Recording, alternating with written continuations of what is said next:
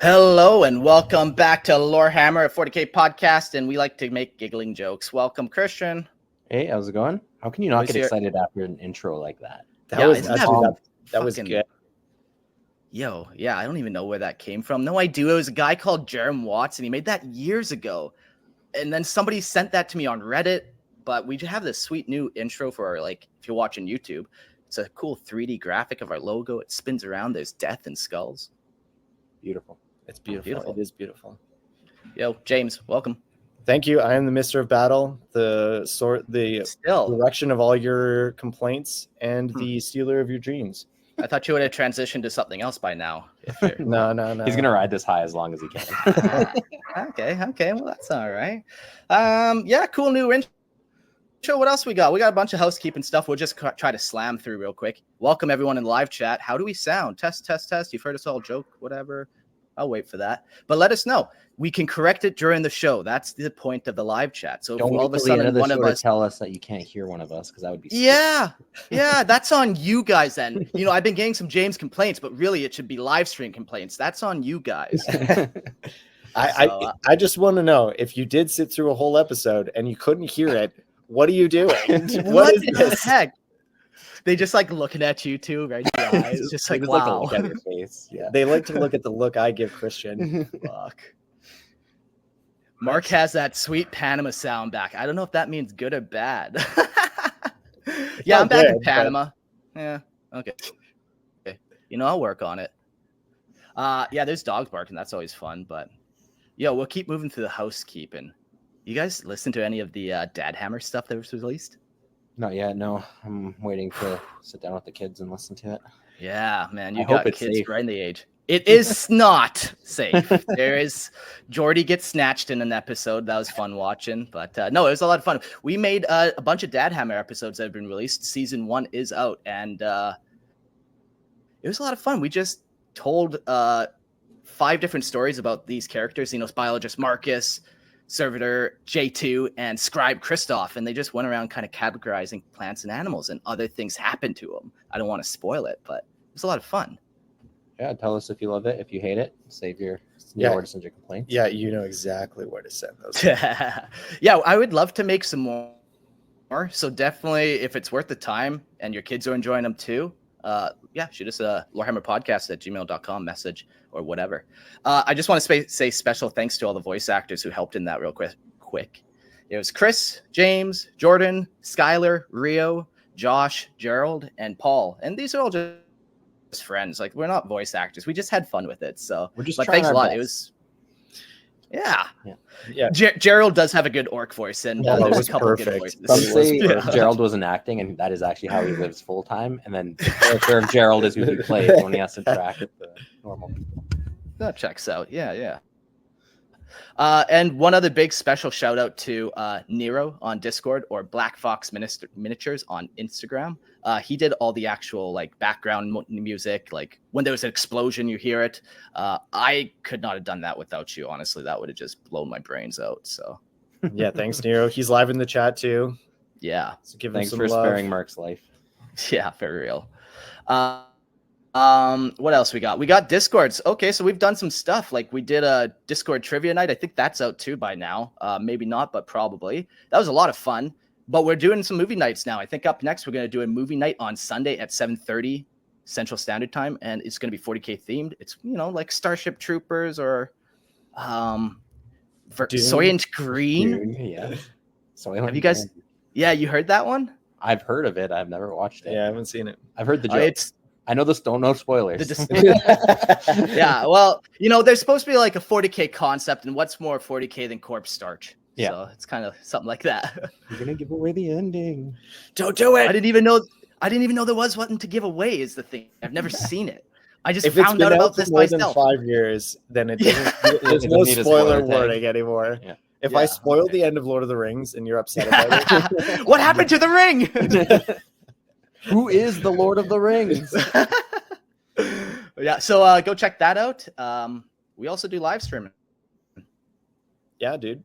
Every night that we do an episode, we do a Friday night stream at 8:30 Central Standard Time. We like engaging with the chat. It's super fun to have you guys in here asking questions, kind of giving us a little bit more to riff off of. It's awesome. So join the Patreon and you can come in and join us live. Yeah, we also have a calling guest that we'd like to invite from the people that are live. So if you guys want to join in and it's a humble invitation. Yeah, just come on in. It's fun. Yeah. You're just gonna leave that open invite to anyone. Well, you have to. Anyone can just walk on in here. You have to be in the Patreon. But I was gonna leave that part to you because that part was well. As we're on that part, then yeah, join the Patreon. He also has a open door policy. James does too. So give out your address. Right to his house. I'll post his address on the Discord. That's right. Anyone who wants to play 40K with me, you're welcome to come. Just come into my house anytime. Preferably when he's sleeping. That's a lie. I have a baby on the way and one that never sleeps, so I don't sleep. Yeah. Well, to get access to James's house, then join us on Patreon. That's not a real promise. But yeah, help support the show, help support the expensive, lavish lives we live in foreign countries. So lavish. Yeah, we are like, let's collect some kids. So lavish. I'm sorry, what? Yeah, so if you want to feed you're having kids. We all have kids now. Oh, that kind of thing. Yeah. We're not part of an international children smuggling. Well, I might be. You guys aren't, if it needed to be said. Yeah. But yeah, join the Patreon, and then you can also join us on Discord too. That's partially free, or you can join and also support the show. Yeah. So let's jump on in. What's this episode? Oh, today we got some Vostroyan Firstborn. So I've been practicing my Russian accent all week. Yes. Yeah. Oh, so you're better than me already, you son of a bitch. Careful, I'm ready. This is not just for disclaimer for YouTube and anyone else is going. We're not pro-Russian. I'm like English descent. Demonetized. My people don't like Russians, so I'm all on board for no supporting Russia. So this just happens to be we love Vostroyans, okay? Vostroyans. That's totally different. Who's the governor of Vostroya? Vladimir. Don't say it. Don't say it. Vladimir Putin. Oh, Putin. He's part French Canadian. Yes. Yeah. So that's kind of all I know about them. Is I just know some Russian memes. And I know they like fancy war gear. What else do you kind of know about them before we get into the notes? Still on that Russian note, Cossacks. Definitely Cossack flavored, and City Fight. I know they were introduced with City Fight. Oh, I didn't know that. That's interesting. I was there 10,000 years ago. Stop. Yeah, them in the Tau. Yeah. I like the uniforms. I like it kind of has that Mordian style as well, where it's just super fancy and more proper and a lot less gritty. Yeah, a lot. Well, it's a guard dress uniform then. Yeah, it's more in line with kind of like 18th century Napoleonic warfare style tactics and kind of leaning into that wave of battle line formation stuff. So that's kind of what I know most about them, is just their general vibe going in. So I'm excited to learn about these guys. Yeah, let's dive in. Right away, the coolest part about them is right off the bat. The Vostroyan Firstborn, forged in the fires of ancient betrayal and tempered by the millennia of unrelenting duty, stand as grim monuments to the Emperor's will. They hail from Vostroya, an industrial world cloaked in the smog and ash of its massive forges, nestled near the halo stars in the shadowy expanse of the Segmentum Obscurus. Their chum churns with relentless hum of industry, but beneath the surface lies a tale of shame and redemption that spans 10,000 standard years, a tale etched in the blood and sacrifice of its people. So I didn't know that, man. These guys are old. They're around in the Horus Heresy times.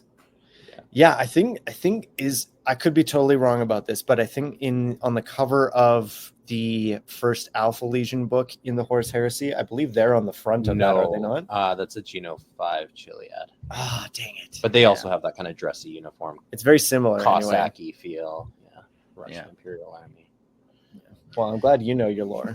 I haven't got there. I know history. I don't know my lore. I know real life lore.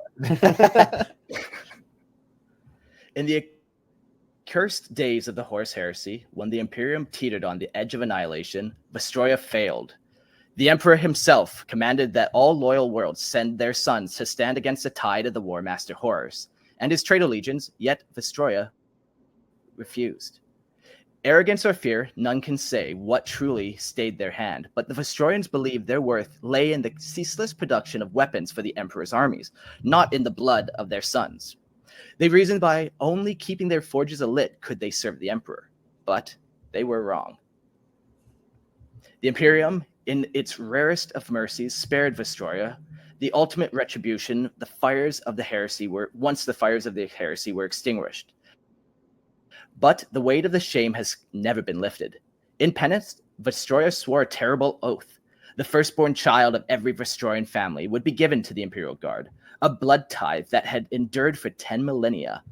The Vostroyan Firstborn are not mere duty, but of guilt, or not born of mere duty, but of guilt. Each warrior, a living sacrifice to the Emperor's undying wrath, their lives forfeit before they even draw breath. Yeah, I guess we should have said at the beginning, their full title is, at least the regiments are the Vostroyan Firstborn. Like, that is in the name. Oh, that's cool. Yeah. Yeah. A little Yeah, detail we left out. Awesome. Trained amidst the frozen wastelands and crumbling ruins of their own world, these soldiers know of only a hardship from the moment they can hold a lasgun. Vostroya's once great cities, reduced to ashen and forgotten wars, serve as their training grounds, grim reminders of a world that had long been inhospitable. From the moment they are mustered, Vostroyan regiments leave Vostroya behind forever, embarking on a journey that ends only in their death. Oh, jeez. So once you're in it as the firstborn, you're like in it. There's no Yeah. retirement from the Vostroyan Firstborn. No. Either move up the ranks or you get out of the way for the next guy. And by getting out of the way, you're You die. Yeah. You can already see some of these more Russian themes bleeding through, where it's like they're just fighting in the ruined cities in the winter.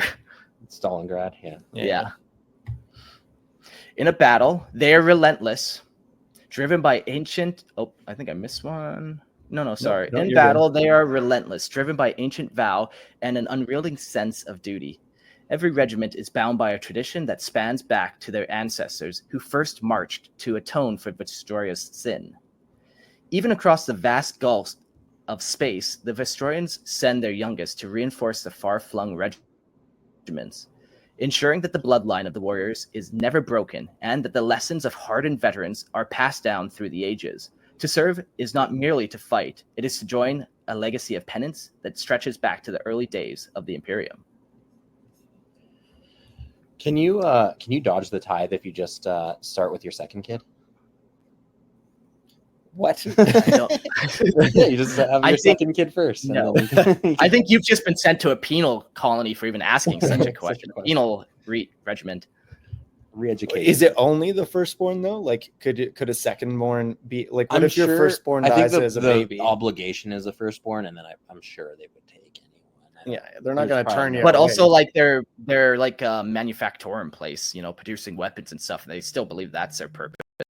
Like they need people to do both. But yeah, I've never seen a restriction, is what I'm saying. Sure, they will take your firstborn child, much like I just imagine though, like if you're not a firstborn, you'd get like so looked down on, like finger wagged at, like Vostroyan secondborn. Like it just doesn't work. Yeah, that's true. Because everyone else in the regiment would be a firstborn, right? It's like right. So as soon as you add that second one, what? Now that would be a cool regiment, and maybe that would be like if you did a whole homebrew. You make the Vostroyan thirdborn and the fourthborn of all the bastardborn.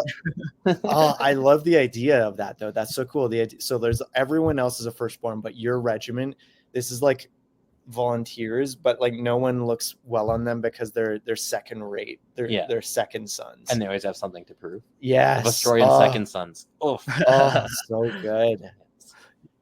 Yeah. We got to stop coming up with army ideas whenever we do an episode, man. It would be second children though, not I guess just sons. Of course. It could be sons. Oh yeah, no men and women allowed in that regiment. Or do we break it down one further so you got the Vostroyan women, and they're really second mocked. daughters and the second sons. The daughters and sons of Vostroya.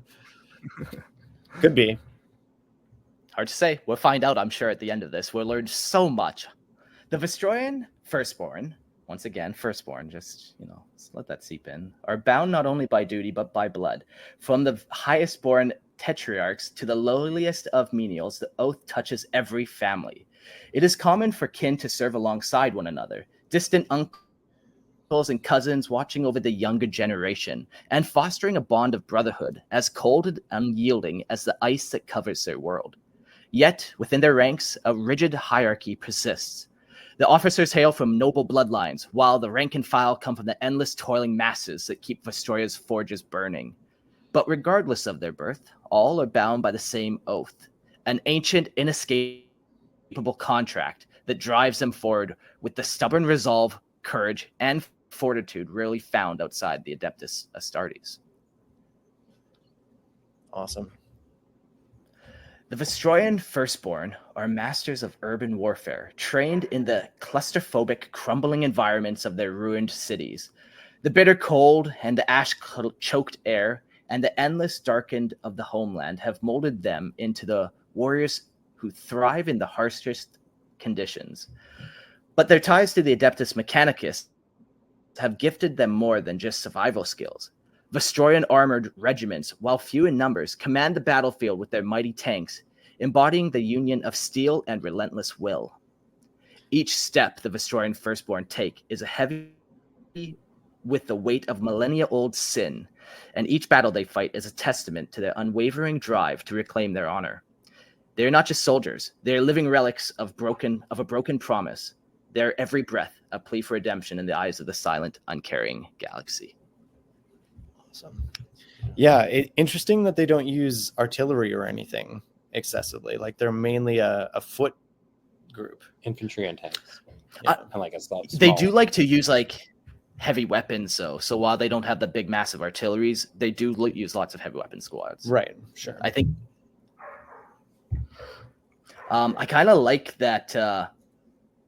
Yeah, I'm just picturing more and more. I like when they can just instantly dial in on a theme. I picture Stalingrad so naturally. I can picture their homeworld, these ruined cities and forges, and it's this forge world. They could fix the city over there, but no, they like it like that. They just keep that one for training.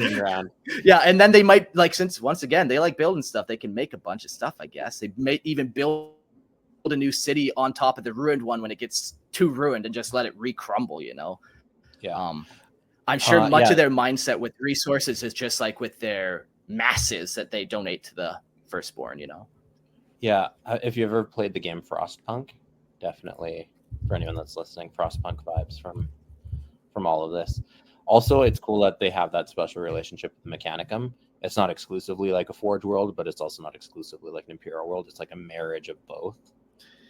Yeah, I think that is one of the things that makes a lot of these worlds excel in there, and what makes them interesting is that there are rules that the Imperium has for things, but the Imperium's so big and there's so many variations on those rules that they're basically not really rules at all. And you can have any melding of anything. You'll have there's agri worlds and there's forge worlds and there's all these different things that you have labels for, but things like this come alive when there's the idea that they're not really held to strictly. Every single planet is kind of unique because people don't travel a lot between these places. Yeah. So they develop their own cultures that are fairly unique, stable, and unique in their own way. Yeah. It's awesome. Yeah. Very cool. All right. Regimental history. Vostroya stands as a pillar of industry, a world whose smelteries and manufactoria fuel the war machine of the Imperium. Yet, for all its output, Vostroya is a planet shrouded in the shadow of an ancient shame, a wound inflicted during a time when the Emperor of Mankind still strode amongst the stars. The dark crucible of the Horus Heresy as the galaxy tore itself apart, Vostroya's rulers made a choice that would haunt them for eternity. As the traitor War Master Horus marshaled his forces to strike at Terra, the Emperor commanded all loyal worlds to raise regiments for the Imperial Army. The decree reached Vostroya, a planet where every soul toiled in service to the Great War effort, producing the arms and munitions that sustained the Emperor's forces. Yet, the Tetrarchs, the ruling council of Vostroya, made a fateful decision. Faced with the insurmountable demands of war production, They concluded that to divert workers from their forges to their front lines would cripple their output, rendering them incapable of meeting the emperor's production quotas. And so, with heavy hearts and cold logic, they refused the emperor's call.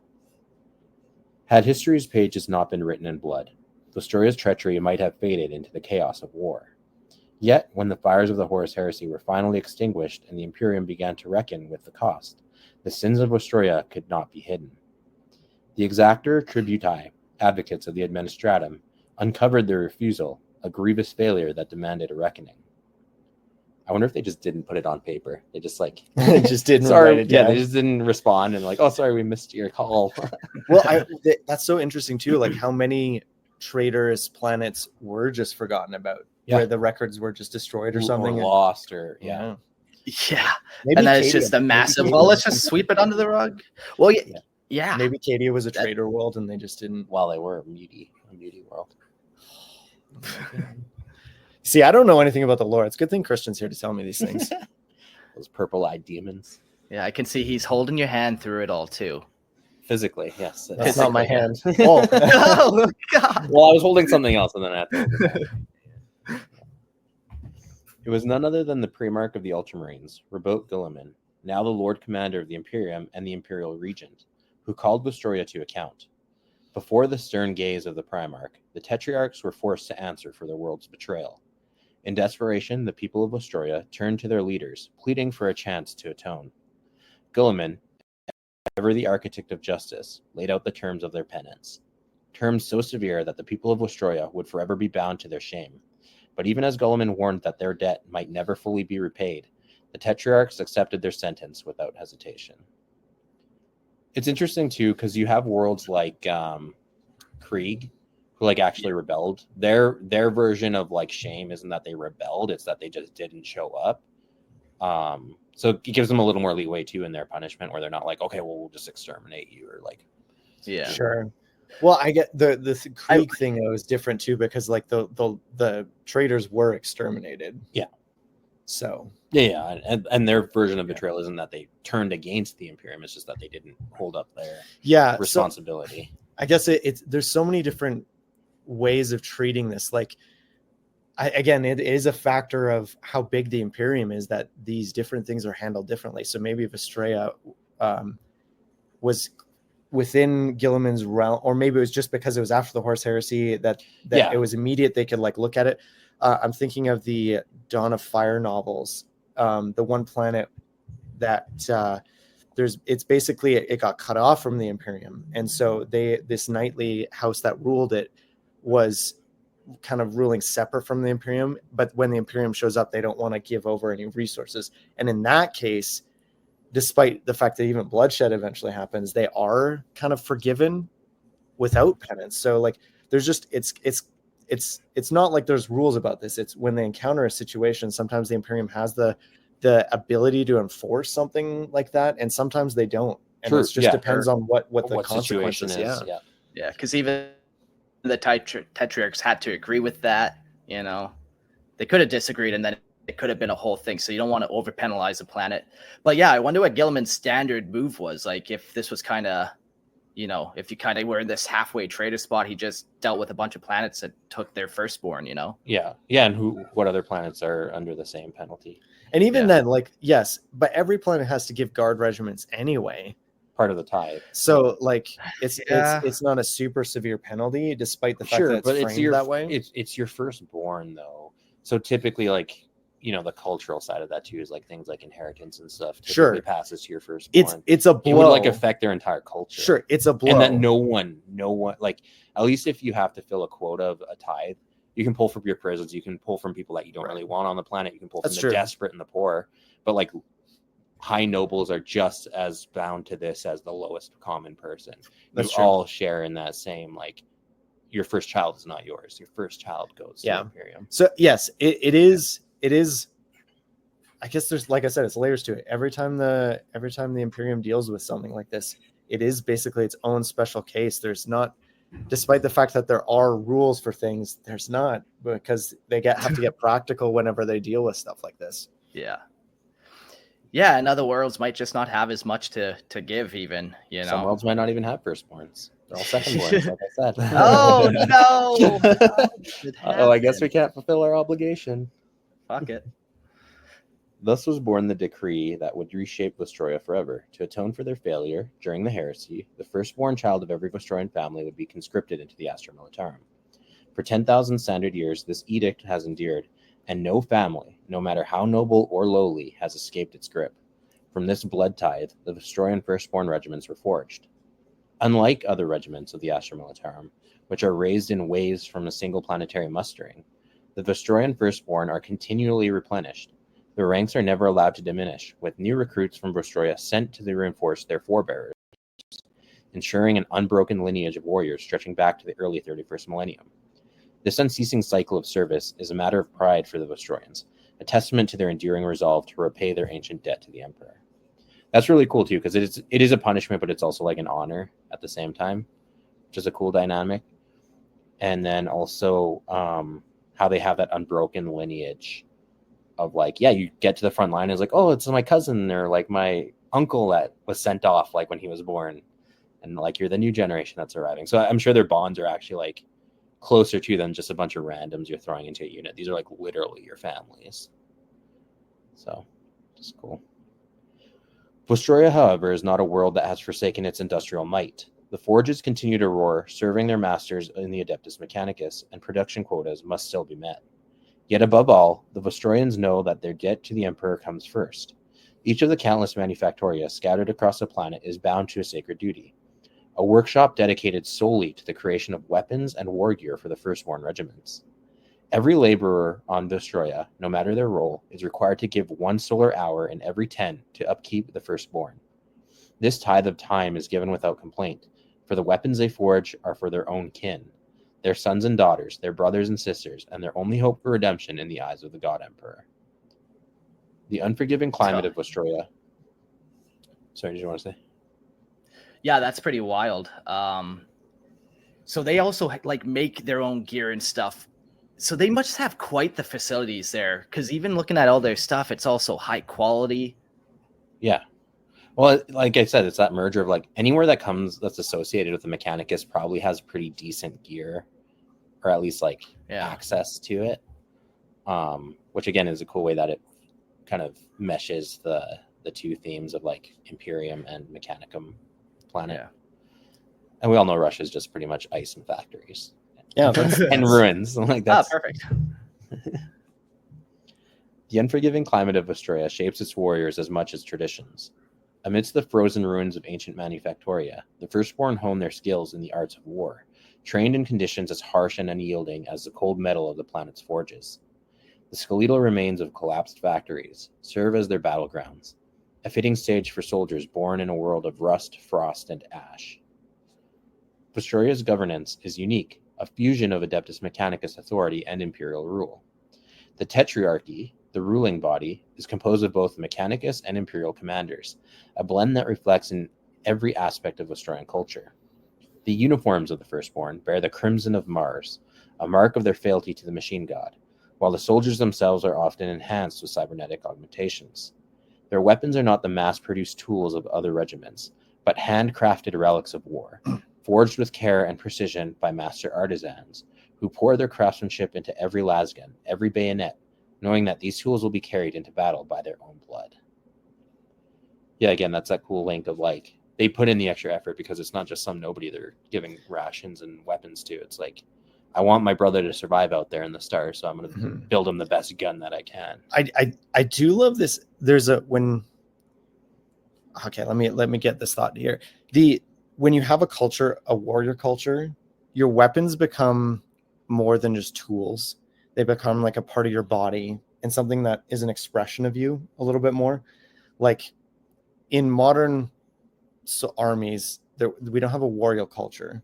I think it depends on what country you're talking about, but most countries now don't have a warrior culture. Yeah, I'm talking about in general, and the way you can see that is all the weapons that we use are all very tool and function focused. Whereas, like, if you think about even like the way an Astartes weapon is, it is a piece of art because it's an extension of the person wielding it. It's not just a tool for destruction. It is an expression of the values of the bearer. Like a sword. Yeah, like of I think of the blood samurai. angel yeah, that's a good example. Or any knight.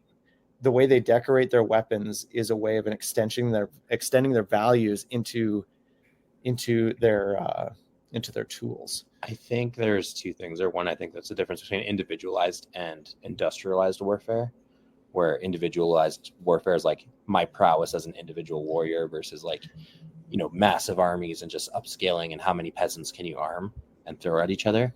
The other thing is I think there's a little bit of but that's not a warrior culture though. That's an industrial culture. Yeah, and I'm just saying that's an element of it. And then the other thing is I think there's a little bit of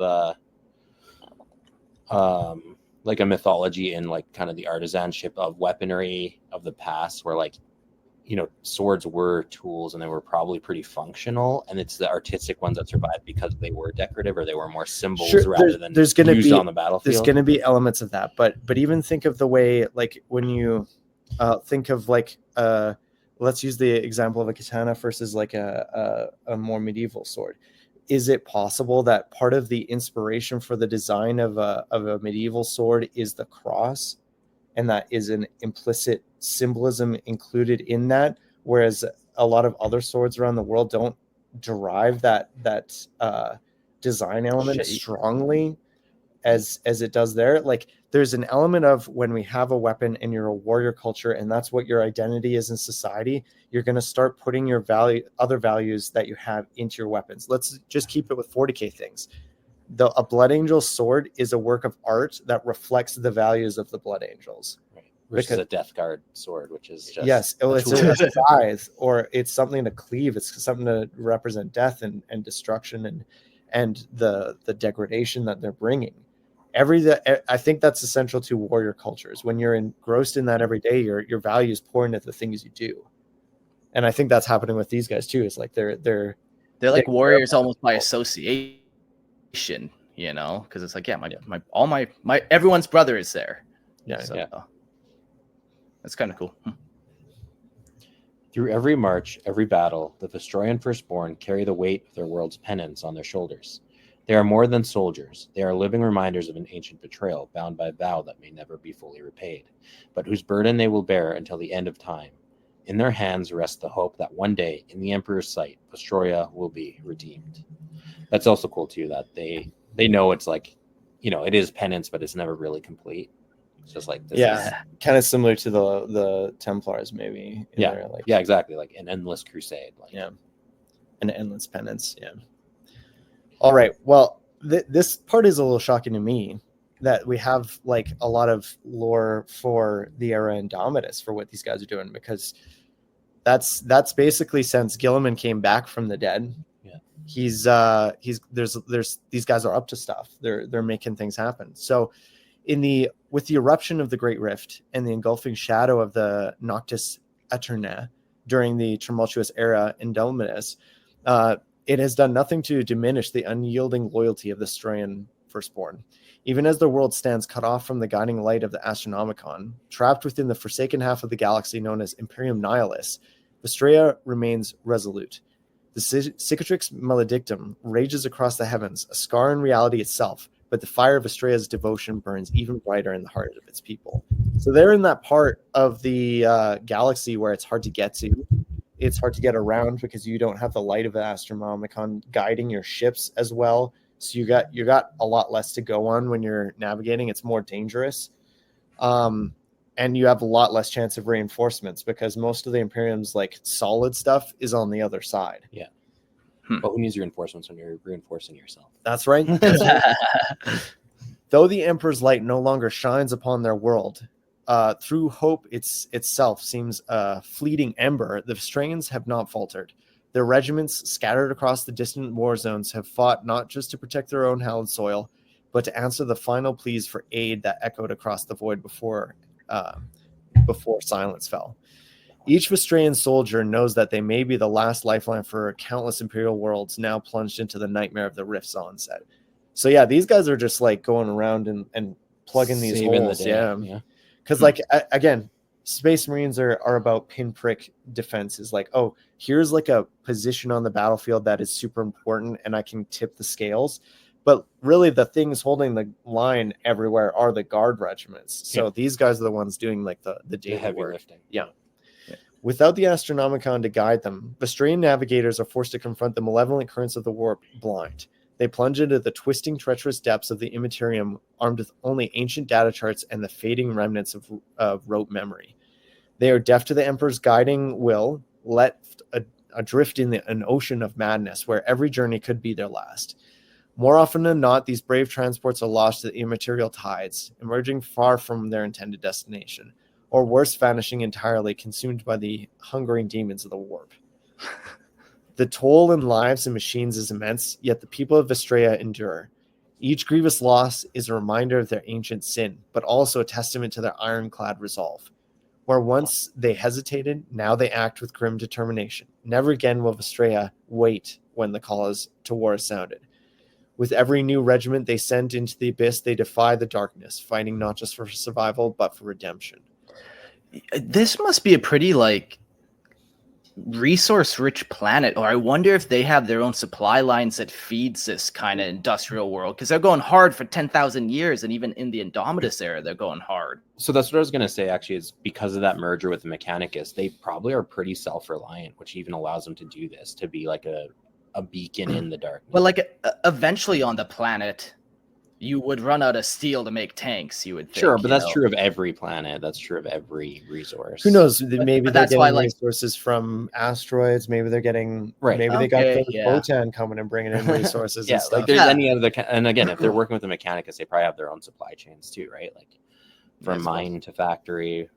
As long as that's not broken, then they can still keep chugging along. Yeah, that's probably true for every Forge world. Yeah. Because like it has to have resources coming into it to keep it going. Yeah. And maybe even they don't. Like, who knows? Maybe it's mostly steel. Yeah. And the whole planet's natural steel, even though steel isn't a natural element either.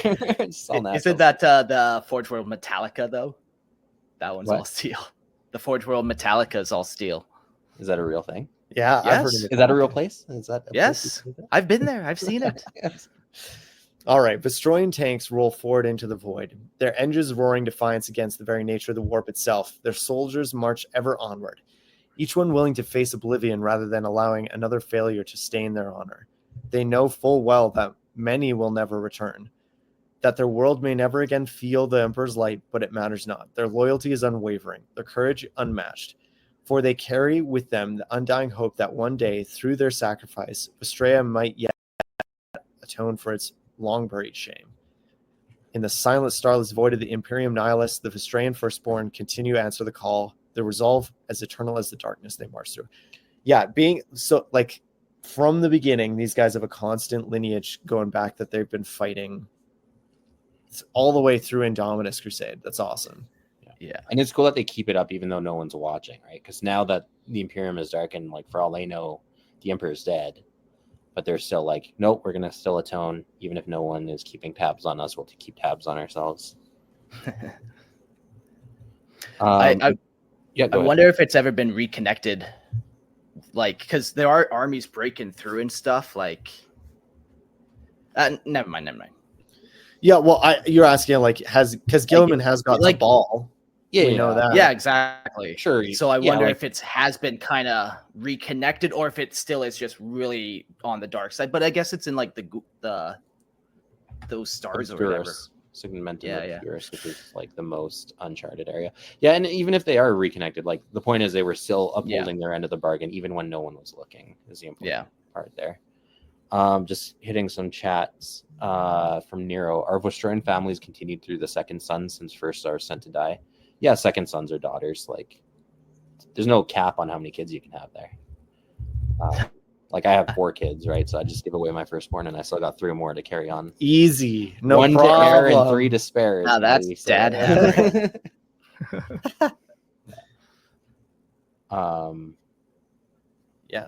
Yeah, Jack's Carnage also says this Gullman fellow must be pretty smart dividing families and sending them to war so their family that stays behind works that much harder. How effed up. Yeah, okay, like it is actually pretty clever. Well, here's the thing. That's, you might approach that as in a cynical way, but if they don't send these people out to fight back the demons and the aliens that are coming at them, they're gonna come to their homeworld and butcher it anyway. So it's not like it's Sure. not self-serving. Sure, but I mean, in theory, like you would fight that much harder for someone you cared about or have a personal connection to. Like, Well, but if your actual brother was sent off to the war front and you were given the choice, like, hey, whatever you do actually affects him on the front line. Yes, you would be more invested in doing a good job. I'm just saying than that's like not cynical. A bunch of nobodies. Yeah, I'm just saying that's not cynical. Giving you a personal tie, because that's part of you. You need that connection to help foster the relationships or the work that you're doing, because it does matter. And everyone is doing things to keep themselves and the people they care about alive. It's just they have more of a tangible way of viewing it than maybe other people in the Imperium would. Yeah. Yeah. Let's talk about their homeworld. Moving on to that. Vostroya was forged in the distant epochs of the Age of Technology, when mankind first cast its gaze toward the stars and set out to conquer the galaxy. The homeworld of the Vostroyan Firstborn is a desolate, frozen expanse, a planet of unforgiving cold and relentless industry. Though it does not bear the official title of Hive World, its surface is blanketed with colossal manufactura and towering hive cities, arcologies, monolithic structures that pierce the sky, shrouded in the smog and the smoke of its relentless forges. From the Age of Strife until now, Vostroya has maintained a sacred bond with the Adeptus Mechanicus, a relationship of mutual necessity and unyielding labor. In its frigid plains are homes to a teeming population, toiling beneath the iron grip of the Imperium. Towering smokestacks endlessly belch forth clouds of noxious pollutants, veiling the sun and blotting out the stars. Blast furnaces rage against the bitter cold, their molten hearts the only source of warmth in the world gripped by ceaseless winter. In this toxic, frozen wasteland, the Manufactorum stand a grim citadel of heat and light. But even they offer little solace. Few dare to leave the choking warmth of their forges without reason, for the world outside is one of biting winds, snow-laden ruins, and endless darkness. Sounds like Canada. Yeah, That sounds familiar. yeah. You guys are about to get hit by that. I'm just down here shirtless. Hey, you know what? I don't know about you, but I kind of like fall. I need the cold. I get bored of summer. Fall's pretty. No, even winter. I like it. Not a spring guy though. Oh no, I like spring too. After winter, I'm getting sick of winter. You gotta get the cycle. It's what keeps you happy. Not for the Vostroyans. I think they like where they're at. They're always happy. No, when they're it's desperate winter. to join the Firstborn. That would be the incentive for anyone else to join up after that. They're like jealous of the Firstborn. They're like, oh, you guys gotta leave this shithole. At least they get a gas mask when they leave. Yeah. The guys here just have to choke on it. Vostroya's fate is overseen by the Tetrarchs, or the Tetrarchs, a council unlike any other in the Imperium. These enigmatic rulers are a mix of ancient imperial nobility and the cold, calculating minds of the Adeptus Mechanicus, Archmagi. It is their solemn duty to ensure that the tithes and the impossible production quotas demanded by the Imperium are always met. Under their command, the masses of Vostroya toil without end, their lives spent in service to the Imperium's insatiable hunger for weaponry and war material.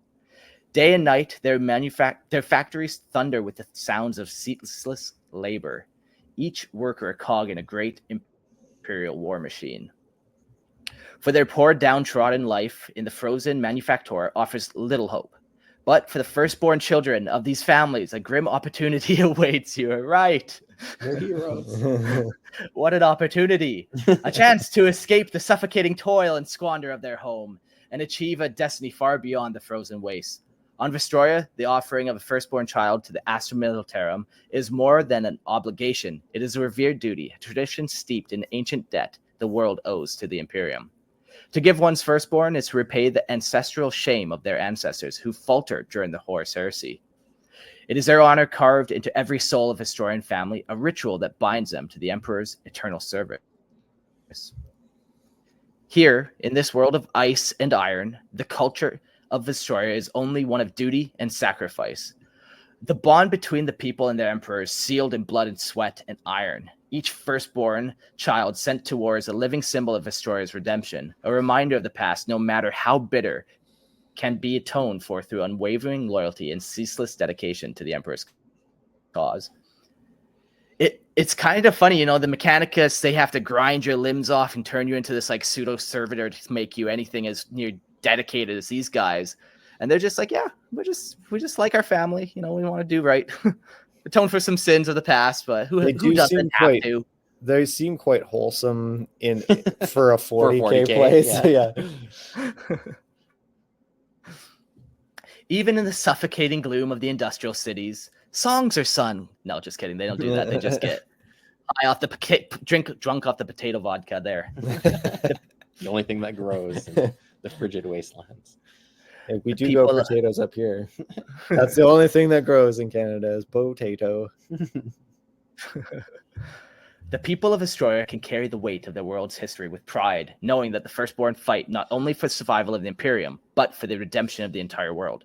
And so they continue to toil and fight and die as the cold stars watch over them, indifferent to their sacrifice. For Vostroya, duty is eternal, and their debt can never truly be repaid. Gets a little darker at the end there. Hey, nobody cares about this but you. All the other regiments are like, good for you, man. Wow. Oh, yikes. Let's talk about their beliefs. The Vostroyans hold fiercely to the belief that the only true path to survival lies in the traditions of the past, forged in blood and hardship by the generations before them. Wait, that's not exactly unique. No, but everybody in the Imperium thinks that. Sure, that's generally true. They're not very progressive, though. As far as Imperial worlds, they're pretty hardcore on tradition. I mean, they have. What is their like abortion stance? Because this could come into play with the firstborn. I told you, it's a family full of like second and third born. No, but like, think about this too. Like, what if you did have one, and let's say your firstborn had some type of ailment or whatever and couldn't serve? What happens to him then? That is true. That's a good question. I wonder. So, like, the Starship Trooper answer would be that they would join as like any kind of public service. Obviously, it would have to be military service in the case of the Imperium. Sure, but they could be like a paper pusher, or or a pilot, or like you could drive. Depends what drive a transporter. Or something. Depends what their issue is. Also, because of their relationship with the Mechanicus, and even that they have extra insights into cybernetics, could be that they could just, your arm is messed up. All right, we'll just hack it off and give you a mechanical one. Sure. So sure. I think there's a lot. Yeah, and maybe they've done away with like some of the serious genetic things, So yeah, that's cool. I don't know if you could truly do away with any genetic ailment other than. Never mind. Moving on. I lost my place. But isn't that an interesting thought too? Like, do they do that? Do they take that road? Like, I mean, this is 40K, so we don't have to make it controversial in our world. We could just say what they would do. What they would do is probably make you into a servitor. Yeah. Yeah. Okay. Yeah. Yeah. They wouldn't or just get rid of you in other ways. That like you're gonna get used no matter what because it's 40K and everything's going to be a slave, or are you going to get turned into a servitor? Yeah, you're going to get turned into a servitor. It's not going to be happy, but nothing in 40K. Nothing gets wasted. Yeah. In their eyes, to stray from these sacred ways is to invite doom upon oneself. The universe is a place of unspeakable horrors, and to gaze too deeply into its dark and twisted mysteries is to risk awakening the malefic forces that lurk beyond the veil of reality. For the people of Vostroya, knowledge is a double-edged sword, and curiosity is a vice that leads only to ruin. Ignorance, they believe, is not a weakness, but a shield, blissful and necessary in a galaxy where the very stars themselves can turn against you. Yeah, so again, this is generally true of the Imperium, but I think they take it that much more. And even the Mechanicum in general is still curious. Yeah. Like, I mean, they are very hesitant to use new technology, obviously. But they're curious. They're still curious. The past and how something works and all that stuff. But yeah, they're willfully ignorant and they like it that way. Don't even tell me. Don't even tell me about anything. I don't want to know what you're telling me. They've been doing it for 10,000 years. Like we got this. We got a system that works for us. We're Mechanicum slaves, and we send our firstborns to the military. That's it. That's all I need to know about the world. To live as a Vostroyan is to understand that horror, pain, and death are inevitable rewards for those who defy the natural order, who seek to understand what must remain forever unknown. Those who dare to pry into the forbidden secrets of the universe, be they heretical scholars or reckless explorers, are doomed to face the gaze of unspeakable entities. Their souls forfeit to the dark powers that dwell in the warp. It is not wisdom to seek such knowledge. It is madness, and in madness lies only death. So again, like there's no, like they're not looking to be scholars or not. It'd be hard for any kind of cult to embed itself in the culture because they're like the people are so naturally resistant to like so being you would, curious. like a gene stealer cult would have a difficult time here. Yeah, well, like even just imagine, like in their case, it's more as a genetic. Canadian, you got no time for shenanigans when the winter comes. Like, there's no time for rebellion, man. When the winter comes, it's cold. You got to keep doing other. If those furnaces go out, the planet dies. Essentially, like Chinch would have a hard time, like working on people's like political ambitions or like using art as a way to get into your mind because it's like there ain't no art. There's no time. There's no one cares. They got work to do. Yeah. And we're not curious on purpose. Purposefully do not care. We don't like curiosity. Which is the opposite because a lot of Russian art and poetry and stuff comes from that bleak existence. So that's kind of a funny. They're not a one-to-one, okay? Yeah, I know. This deep-rooted worldview shapes the Vostroyan's outlook on others within the Imperium. They hold a stern contempt for those regiments of the Astra Militarum they deem as less dedicated to the Emperor's cause. To the Vostroyans, duty and loyalty are not just words, but a way of life. They see themselves in the standard bearers of true devotion, their every sacrifice a testament to their unbreakable bond with the God Emperor. Regiments that show even a hint of laxity or hesitation in their service are viewed with disdain, seen as unworthy of the Emperor's grace. This scorn can extend to many of their battlefield allies, for few can match their fervor and unwavering commitment of the Vostroyan Firstborn. Have you got the Kriegers and the Vostroyans working together, and everyone else is not good enough. The Mordians might be up there, but there's more like a discipline forged out of like discipline. That kind of no. Less of like a fanatical duty. I'm telling you, like this is like necessity. Like they have to be disciplined because it gets cold on places like this, or like you have obligations. It's not like a paradise world, or it's. Yeah, right. Like there's other worlds where their soldiers aren't like as devoted or right, like conscripts or like worlds or like you have a lot of luxuries and you don't really want to leave them, so you're kind of like iffy about joining the military, right? Like there are other places that don't totally suck or who don't have cultures that are as traditional and as fanatical as like the Vostroyans or like the Kriegers or for whatever group. Yeah, these guys. Love language is definitely acts of service. I can tell you that. Nice, good callback to 2000s church circle groups. Yeah, church culture right there. You need to start a 40K dating advice column. A new Discord event, 40K dating. I hope you like sweaty men. That's all you're gonna get. That's all we got. Yet respect in the eyes of the Vostroyans is not easily given. But when it is earned, it is a bond stronger than steel. Should a fellow regiment or individual prove themselves worthy through acts of valor, loyalty, and dedication, the Vostroyans will stand shoulder to shoulder with them, comrades in the face of death and unrelenting horrors of war. Once earned, their trust is absolute, and they will fight alongside their respected allies with the same ferocity and courage they show to their own kin.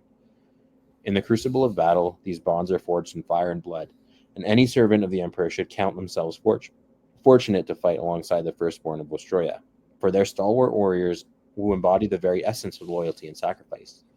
To gain the respect of a Vostroyan is to stand as an equal before the God Emperor, united in eternal struggle against the enemies of mankind. Nice. Well, let's talk about how these guys want to set up their army. The Vostroyan Firstborn regiments are forged in the harshest of environments, trained amidst the frozen ash-covered ruins of their planet's ancient cityscapes, as we mentioned. Remnants of a long time past, these desolate landscapes, now uninhabitable and devoid of life, serve as proving grounds for every new generation of Vostroyan warrior. Here, amidst the biting cold and decaying structures, the Firstborn learn the art of war before being sent off to serve the Imperium, destined to never return to their homeworld. Each generation is prepared for the bitter reality that awaits them. Service to the Emperor is eternal, and their sacrifice is complete. What sets the Vostroyan Firstborn apart from other regiments is their unique tradition of reinforcing their ranks. No matter how far-flung or perilous a regiment's deployment, new recruits are sent to bolster their forces, ensuring that their regiment remains a living legacy of the original mustering that occurred 10,000 Terran years ago. These reinforcements allow fresh soldiers to learn from the hardened veterans who have served countless battles, passing on their invaluable experience. In this way, the Vostroyan Firstborn regiments maintain a contiguous lineage of service to the Emperor, with each new recruit tracing their origins back to those who first took arms up in his name. So the idea is, like, I guess other regiments would be like, okay, we got a wave of conscripts. We're going to create a whole brand new regiment. Maybe we'll grab some officers who are a little more experienced to like run this outfit. But and if you're lucky, a couple of veteran squads, maybe. Yeah, but basically there's a whole new group. Whereas these guys are saying, okay, we have a whole new wave of recruits. We're going to send 50 guys over here, 50 guys over there, 10 guys there, and just spread them out. So they're not going out as a wave of new guys in a new outfit. It's like, no, you're going to, like, every squad is basically just ragtag every time. Like, there's not like a new one that gets thrown out. I'm sure there's a calculation of like who's getting the most fighting, who's like lost the most people, and like trying to offset the casualties. But yeah, more or less exactly it. So since it's like Firstborn and they're reinforcing, I wonder too if the Firstborn on the line, say have children, they have a Firstborn, they become, you know, Firstborn, obviously, but that'd be a cool Firstborn, you know, then you really start stacking that lineage of like, exactly, like how many Firstborns, like we've actually all been serving where, you know, everyone else might just be the Firstborn of the manufacturum or the noble or whatever, you know, but the soldier Firstborn. Yeah. Well, so like, again, in that same thing about the uniqueness, this regiment never gets disbanded. Its people never retire. Yeah.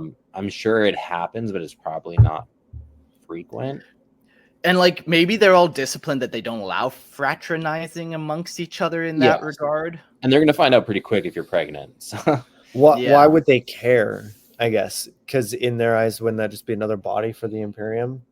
Sure. I'm not saying they do or don't. I'm just saying it's not written, and that is an interesting thought, Mark. And it could go either way. They might like, have what happens to that baby? You know, or maybe like baby gets sent back to the planet to go. And that's the other thing, though, is you also put the mom out of commission for the time that she's gestating, right? So like, no, you don't. She can still drive a tank. She can do it. Yeah, but I mean, like, the other thing too is like maybe before you leave, you're expected to have a child. Like maybe, or that, maybe 17. You get married off it. Yeah, exactly. Yeah. 17, you know, because you get assigned a breeding partner. Yeah, I mean, that might be how they would do it to keep up. Life is good in regard, because otherwise you'd be like, okay, we have this whole population then that never even contributes to the body ties that they need. Because it's eventually. So like, here's the thing: I'm a secondborn, but I still have a firstborn. Everyone has a firstborn. That's what I'm saying. But if they don't have children at all, because they get shipped, all the firstborns get shipped off without having kids. But then the question is like, okay, what's their reproduction rates? Like, these are the questions. Yes, these are the questions. Right? Like, how many families have multiple kids? Depends when and where. Like, is Victoria known to breed a lot, or are they sure? Like I don't know. Right, exactly. If every family has 10 kids, they can sacrifice one. You got 9 left behind. Sure. Right, and all 9 of those are all going to have firstborns in theory. So that's 9 more soldiers, and then they're all going to have So humans would breed. Yeah. Unless you come we got from a great question here. North America or South Korea or Japan. All right. The sense was of Mark continuity. assigned a breeding partner? Mark was assigned a breeding partner. However, he rejected my government. You're not rich enough for me, Christian.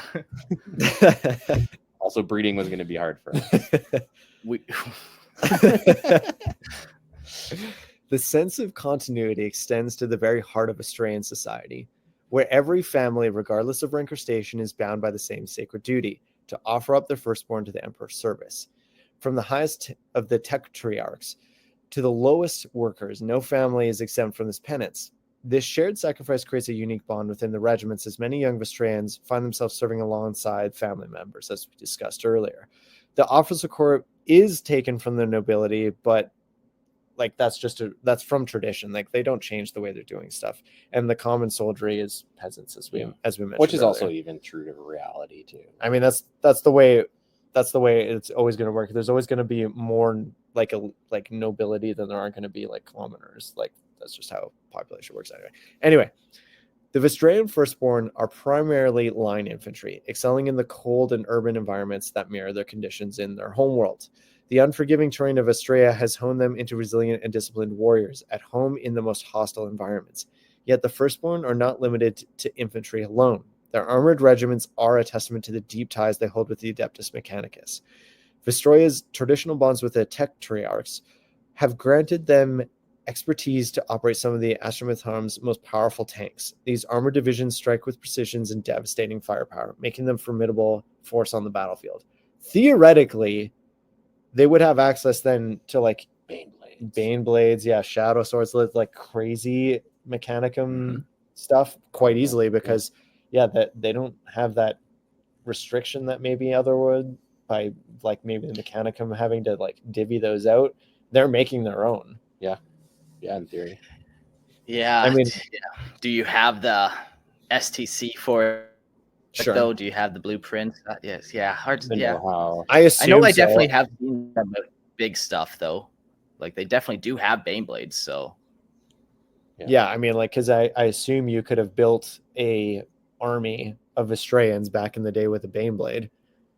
So, unless that was restricted for some reason that I don't know about, but I don't know why it would. I'm not even following.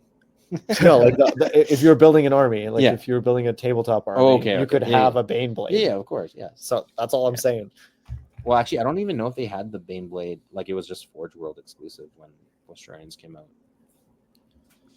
No, they were metal, man. They were no, the Bane blade. A metal Bane blade. Oh, that breaks the table when you put it down. Yeah, I think they released the Bane blade like long after, but I could be wrong. I see. But yeah, if you had the money, you could buy a Forge World one. Honestly, slight side tangent. The Bane blade is one of my favorite kits to build. It's awesome. Have you built one? Yeah, I got one over there. Oh, I've never even seen it. Yeah, you should go take a look. I built the Shadow Sword on a Bane blade, but cool.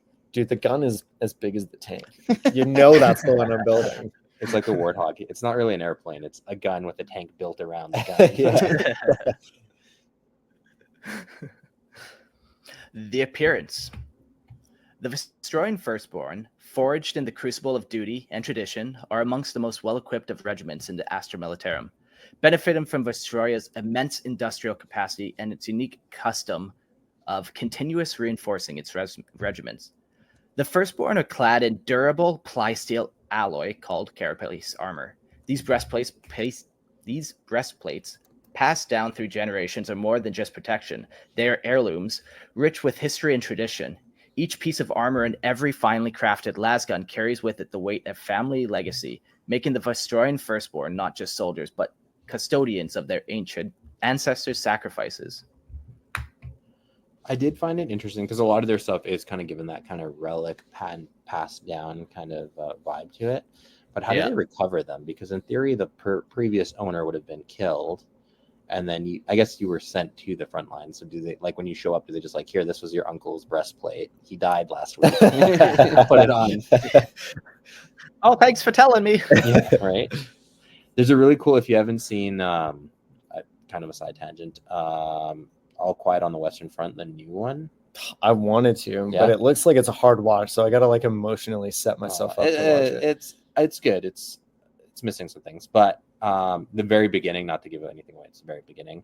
It pretty much follows like the story of a guy's trench coat as it gets like recycled in and given to new recruits. So like person gets killed in it, goes through the process of getting refitted and sent back. Just kind of like that idea of like kind of recycling. Gross. Yeah, well, like it's meant to evoke like a sense of just the meat grinder of World War One. But anyways, very nice. Their appearance, marked by the intricate blend of Baroque designs, exudes an ancient and noble aesthetic. The use of red dyes and brass metalwork, rooted in Vostroyan tradition, adds to the regalia, giving them a distinctive look on the battlefield. The officers in particular stand apart with their lasguns often integrated with axe blades or bayonets, blending particularly blending practicality with ceremony. Standard bearers, however, often carry older relics, ancient tribal sabers and daggers that symbolize their loyalty. These artifacts, among the ritual scars born of their upper torsos, reflect the deep connection to the heritage and the enduring commitment to the Emperor's cause. Yo, James, so, the sword, the Crusader sword shaped like a cross, does the saber, Cossack saber, does that have some meaning I don't know about, I don't know a lot about sabers that predate culture. like Cossack culture, though. Like, Sure. they came out of Arabia. I mean- I don't think this is on purpose, but funnily enough, the Islamic symbol is a crescent. I don't know. But I don't know if that was intentional, because a saber is like a practical weapon, and it's like for cavalry specifically, which is why it gets adopted by like Cossacks, who are primarily. I don't know. Like, the thing is, like, could you go into like a talk about like synchronicity and how things tend to like? Sure, I feel like that would be a sure. whole other episode. Like, I don't know. Hmm. Well, I'm just saying, like, is it possible that like there's like sorts of weird manifestations, like, or like, is it the fact that they use that kind of sword incline them to adopt that symbol? Stuff like that. Synchronicity is super interesting topic. Explain the katana to me then. What does the katana symbolize? Chopsticks. You're going straight to racist jail, Christian. I don't know. I'm not saying it's always everywhere. There's just Sure. like, No, but sometimes there are things could be pop up. incidental. Definitely Yeah. sometimes. Yeah. Yeah, So Cool. yeah, No, I don't know. I don't know enough about like the origins of how that sword design. sword came about. Did it even predate the Arabs? I don't Islamic know. world. I don't Yeah, know. I mean, again, yeah, it depends like who you're talking about, right? Because then it appears and then disappears, and then Yeah, and why do people choose the symbols they do for representing them? Like, or why, is it pure practicality and then symbolism gets layered on top of the practicality? Sure. or is it both of them? Is it the synchronicity, like things are connected somehow in ways that we can't really understand? And I don't know. Mysteries of the universe, I suppose. Yeah, that's right. This sense of devotion predates every aspect of Vostroyan life, permeates every aspect of Vostroyan life. Whether working in the manufacture or fighting on distant battlefields, the Vostroyans are unified in their sacrifice. The weaponry they produce is not simply functional, but crafted with care and precision. For these weapons are meant for their children, their siblings, their parents, the firstborn soldiers who embody the world's hope for redemption in the eyes of the God Emperor. Each lasgun, painstakingly crafted, tells a story of the world's enduring faith and tireless effort. And I guess even that's another kind of thought. So it's like, yeah, you build the weapon for your brother, but also like, I want to be redeemed, And if I would never get redeemed until the firstborn fulfilled the oath. So Right. then it's like, In your that own as way, well. you're supporting it. Yeah. the Vostroyan tradition of hand-carved wooden sticks inlaid with precious metals and fitted with precious tooled barrels sets them apart from the more utilitarian gear used by the Astra Militarum regiments. Every item of war gear is a masterpiece, a reflection of the dedication poured into its creation. These weapons, each a work of art, carry the hopes and prayers of an entire world into battle, and the firstborn who wield them. There is no greater honor than to fight and die in service of the Emperor, upholding the legacy of their forebears.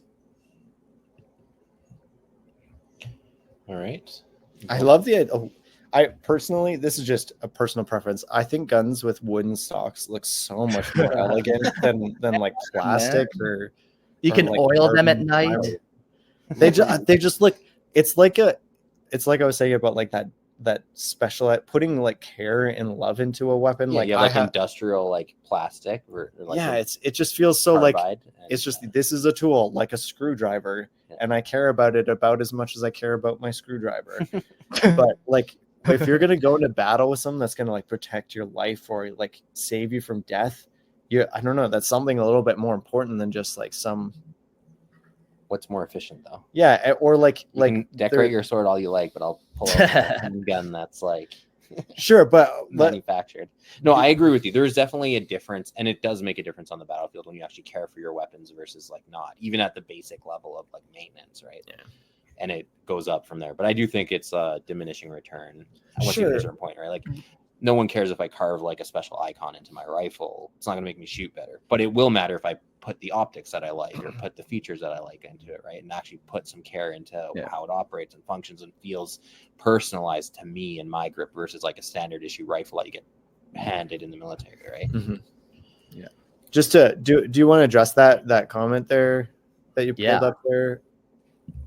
I wonder, Nero says this, I wonder if there's a life expectancy on the front lines is longer than the average Cadian, or is it roughly the same 15 hours of combat? So that 15 hours is a specific battle. Like, it's not like every guard regiment lives 50. That would be unsustainable at that rate. But that was that like one battlefield. That was a very specific thing. I would say though, like you'd see that like that there wouldn't be any veterans. No one, like everyone's just like, oh, you're dead instantly. And hold on. Also, there's the law of standards, right? So like, or averages. I mean, sure. So like, just because it's the average doesn't mean you won't have a significant and also the sheer numbers you're talking about with the Imperium. But right? Sure, you'd have like a random veteran every like, random place, but like if you can't have battles that are that devastating all the time. No, sure, you could have like a peak where it's like, okay, at the climax of this battle, sure, maybe that was that casualty rate, but or even lower, like a couple hours. Yeah. But like I said, like I heard too, even like it could be if you survive that 15 hours, then you're likely to survive for a long time. It's like that first, they might send us conscripts out first, so that you're the first wave, the first guy's in, you're the first dead.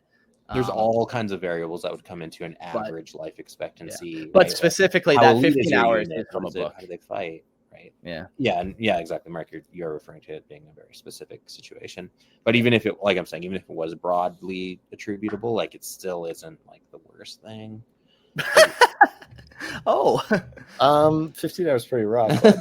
Pretty rough, bud. Sure, but like, is it just on the front line too, right? Like over the entirety of your combat career? Is it just about, like you said, your first contact with the enemy, a majority of people get wiped out, but those few that remain will probably have pretty long careers. Again, on average, averages. That's why averages kind of suck, because it's like it is a difficult thing to understand. Yeah, and again, you're including like legions of conscripts who are like on suicide missions, plus like the hyper elite, best armed, best cared for soldiers. So like, and everything in between. So when you're talking about the Imperial Guard, it's a lot of variables to account for. Which I did in this formula. I'm just kidding. All right. Jack says so at D-Day, but for Russians, and it being every single day. So that's nice for them. Just get your 15 hours and you're done.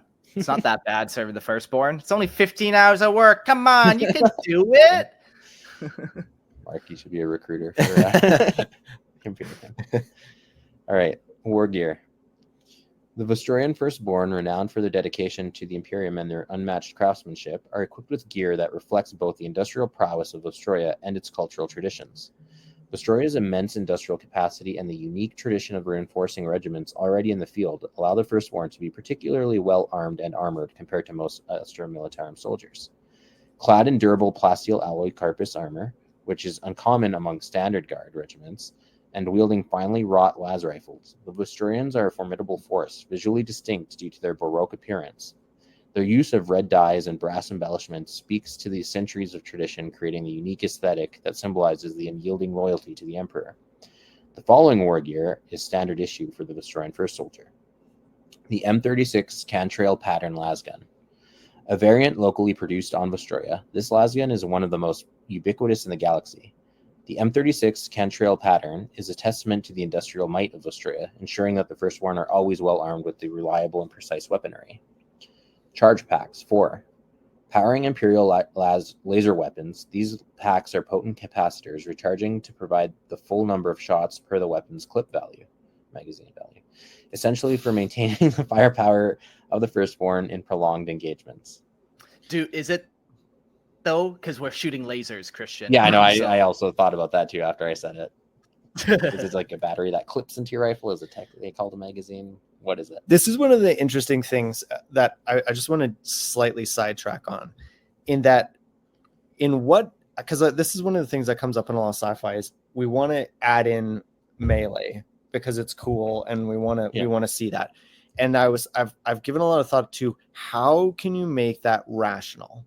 How can you make it so that it makes sense? Yeah. And I think the way it makes sense is in a world where ammo is a thing, first of all, and logistics are very difficult. So if we live in a world where, okay, I can carry a chainsword that can charge for can charge itself, and I can run around and fight with that.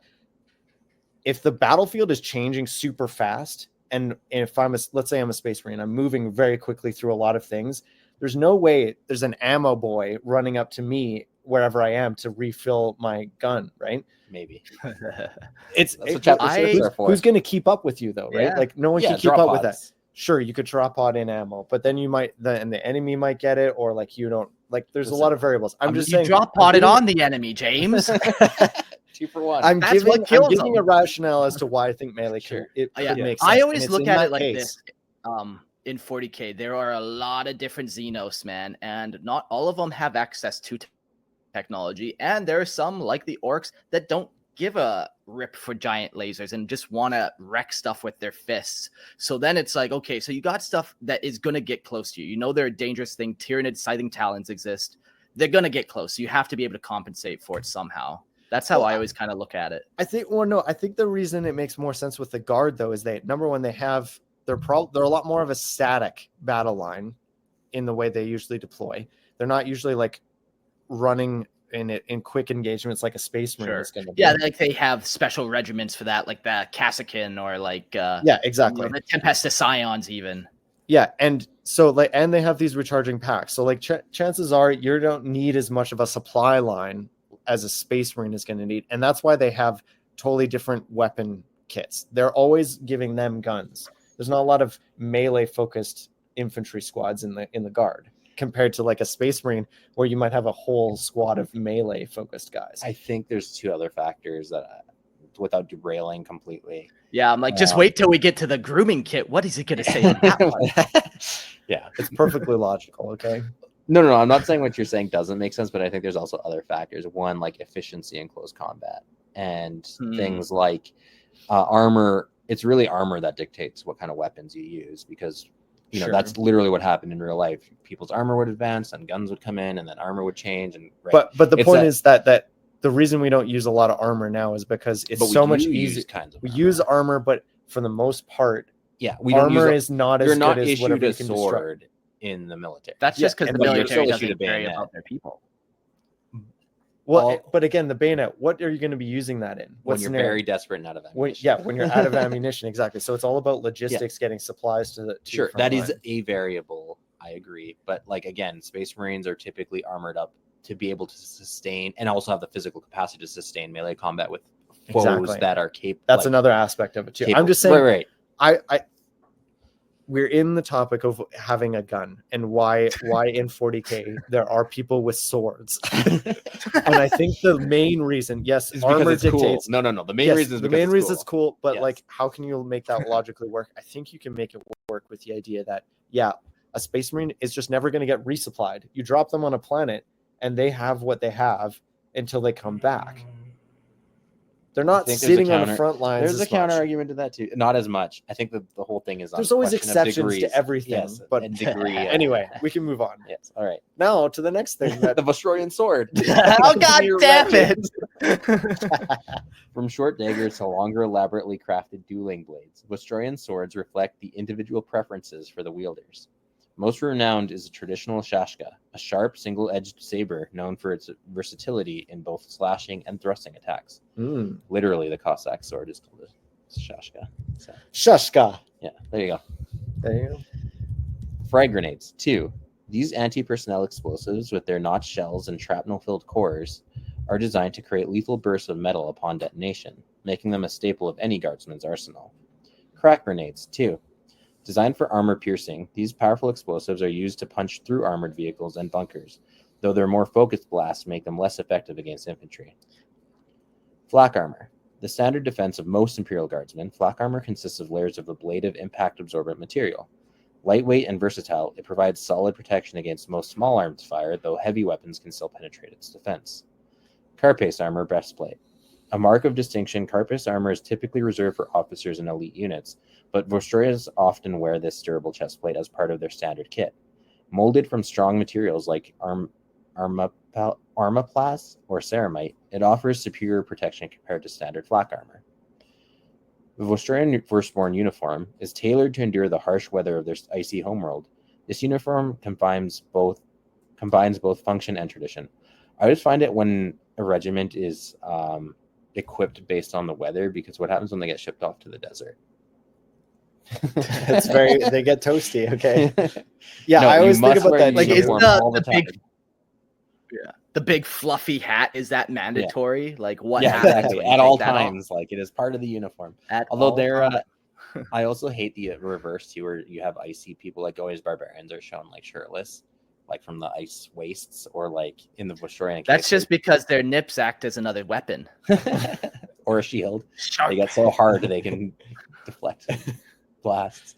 No, but the Vostroyan banner bearer is always shirtless, which you mentioned is like it shows off their scars from their history and stuff. And I'm always like, man, if you're geared for the winter, you don't want to be shirtless.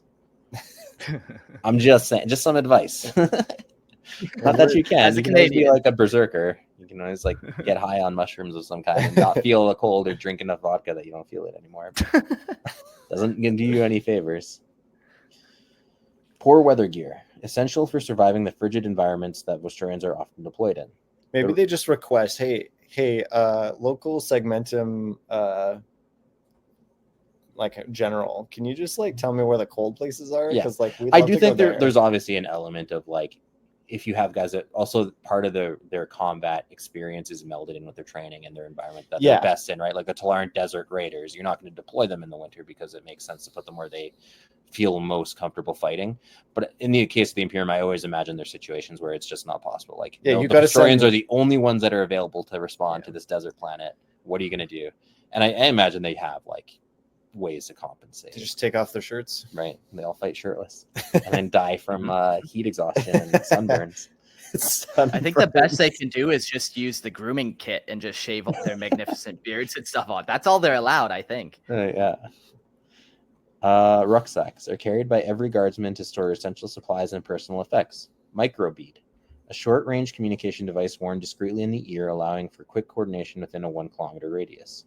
Respirator, a breathing mask that offers protection in toxic environments or during chemical biological attacks, vital and dangerous conditions of the battlefield. Survival kits and basic toolkit, ensuring that guardsmen can survive and maintain equipment in the field. These kits are indispensable in long campaigns. Mess kit and water canteen, standard provisions for every soldier, allowing them to remain fed and hydrated during operations. 2 solar weeks rations. These provisions keep the guardsmen nourished during extended deployments. Rechargeable lamp pack. Providing reliable light in the dark, these durable glow globes can illuminate areas for hours before requiring a recharge. Grooming kit. For maintaining personal hygiene, even in the harshest conditions. Dog tags. No, you need those grooming kits.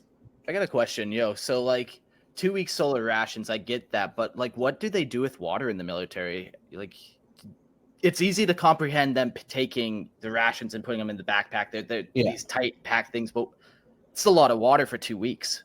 How do they manage that? How do you guys manage that in the army? Supply. So like you would have like, it all breaks down to like your unit size, right? So at a certain level, I think like a company would have like their own water supplies, which would be like larger. We would fill, obviously they didn't use them for fuel, but the same cans, like a jerry can, filled with water. And hauling those sucked because they were heavy. Yeah, so like once you get a certain level, and then like you look into like that's where your logistics arms come in, and like how often can they get water to you, and in what ways. If you're in the cold, maybe you just get the snow. Yeah, you can just drink the snow if you want. Well, either way, I wouldn't recommend it because you'd them all. Yeah, you can warm it up if you have a fire. Yeah, there are ways, right? Or like, yeah, exactly. How are you going to resource water when you're in the field? Like again, you're not in the field. Like you shouldn't be in the field for an extended period of time that you're not supplied for, right?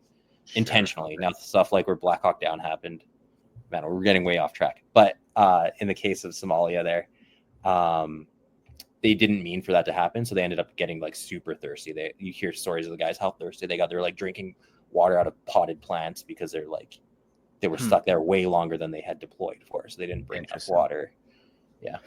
Yeah, so they're not running it ragged to the end there. Yeah, you shouldn't ideally you shouldn't be, but of course you can't account for like your supplies get bombed or you get cut off or you're right. Yeah, it's war, motherfucker. Yeah. Dog tags, bearing the identification of the soldier. These tags ensure that the fallen can be honored and remembered. Treaties Illetai, a sacred text written by Saint Nadalaya, the Grey Lady, the patron saint of Vostroya. This religious tome symbolizes the deep faith of the Vostroyan's people and the spiritual connection to their planet and the Emperor. The Imperial Infantryman's Uplifting Primer, a required text for all Imperial Guardsmen. These guides contains everything a soldier needs to know, from battlefield tactics to the enemies of the Imperium. Vostroyans carry the sacred book, knowing that it holds the key to their survival and duty to the Emperor. So what this is your guide to being that guy at your local gaming store where you can go up and say, oh, someone's playing Vostroyans, and you go up and you look, wait, how many frag grenades are they on their belt? Hey. You have one frag grenade? Actually, the standard kit is 2, and I see no crack grenades on that guy. So are these like a deviant form of Vostroyans? Like, No, James, they used them in combat. oh, Silly goose. where's the water canteens?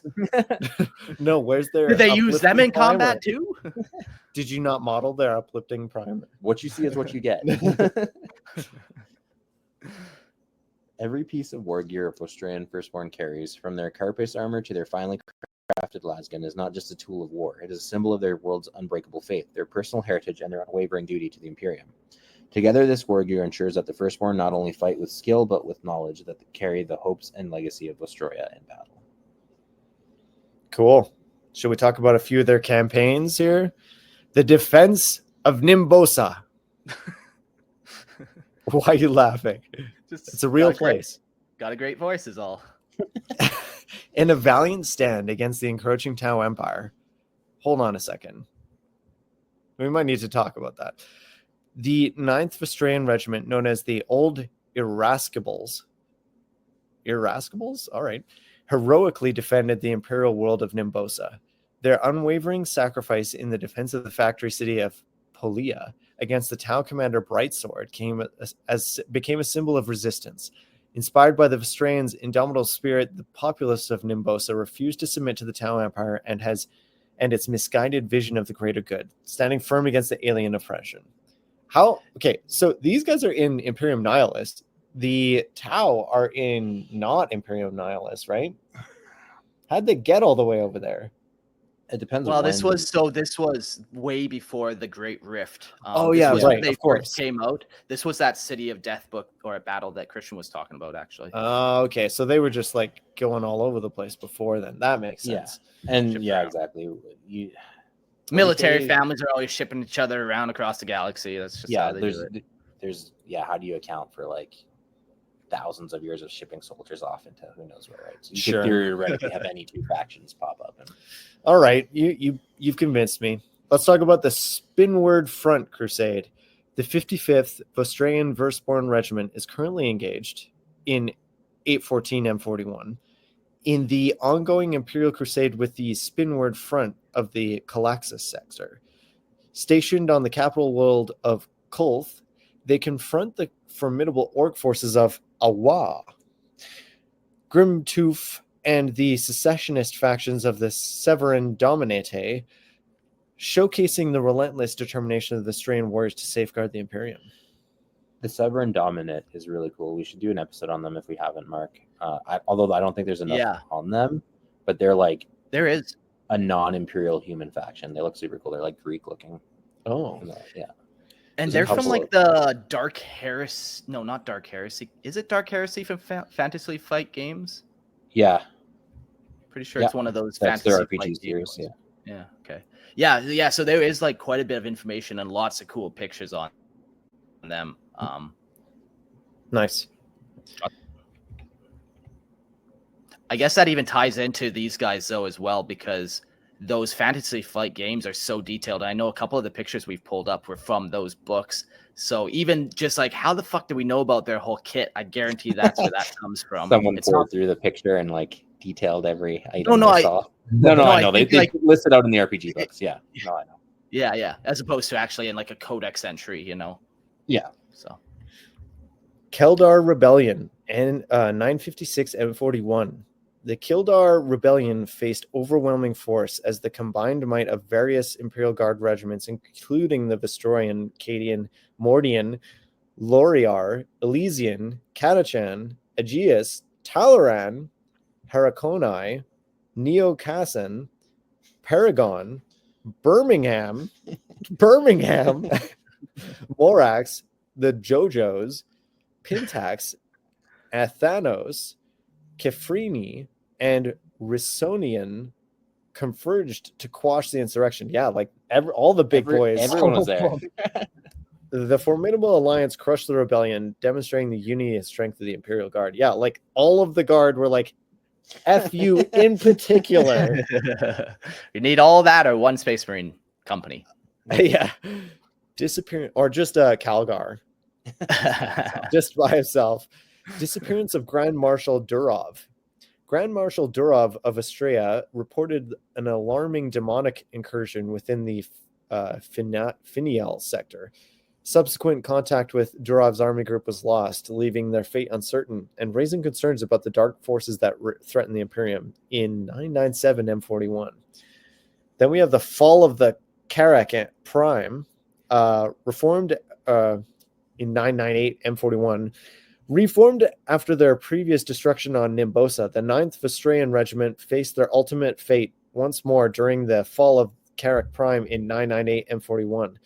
The regiment valiantly defended the Hive City that served as the planetary capital for 18 standard months against the relentless onslaught of a splinter Tyranid fleet from Hive Fleet Moloch.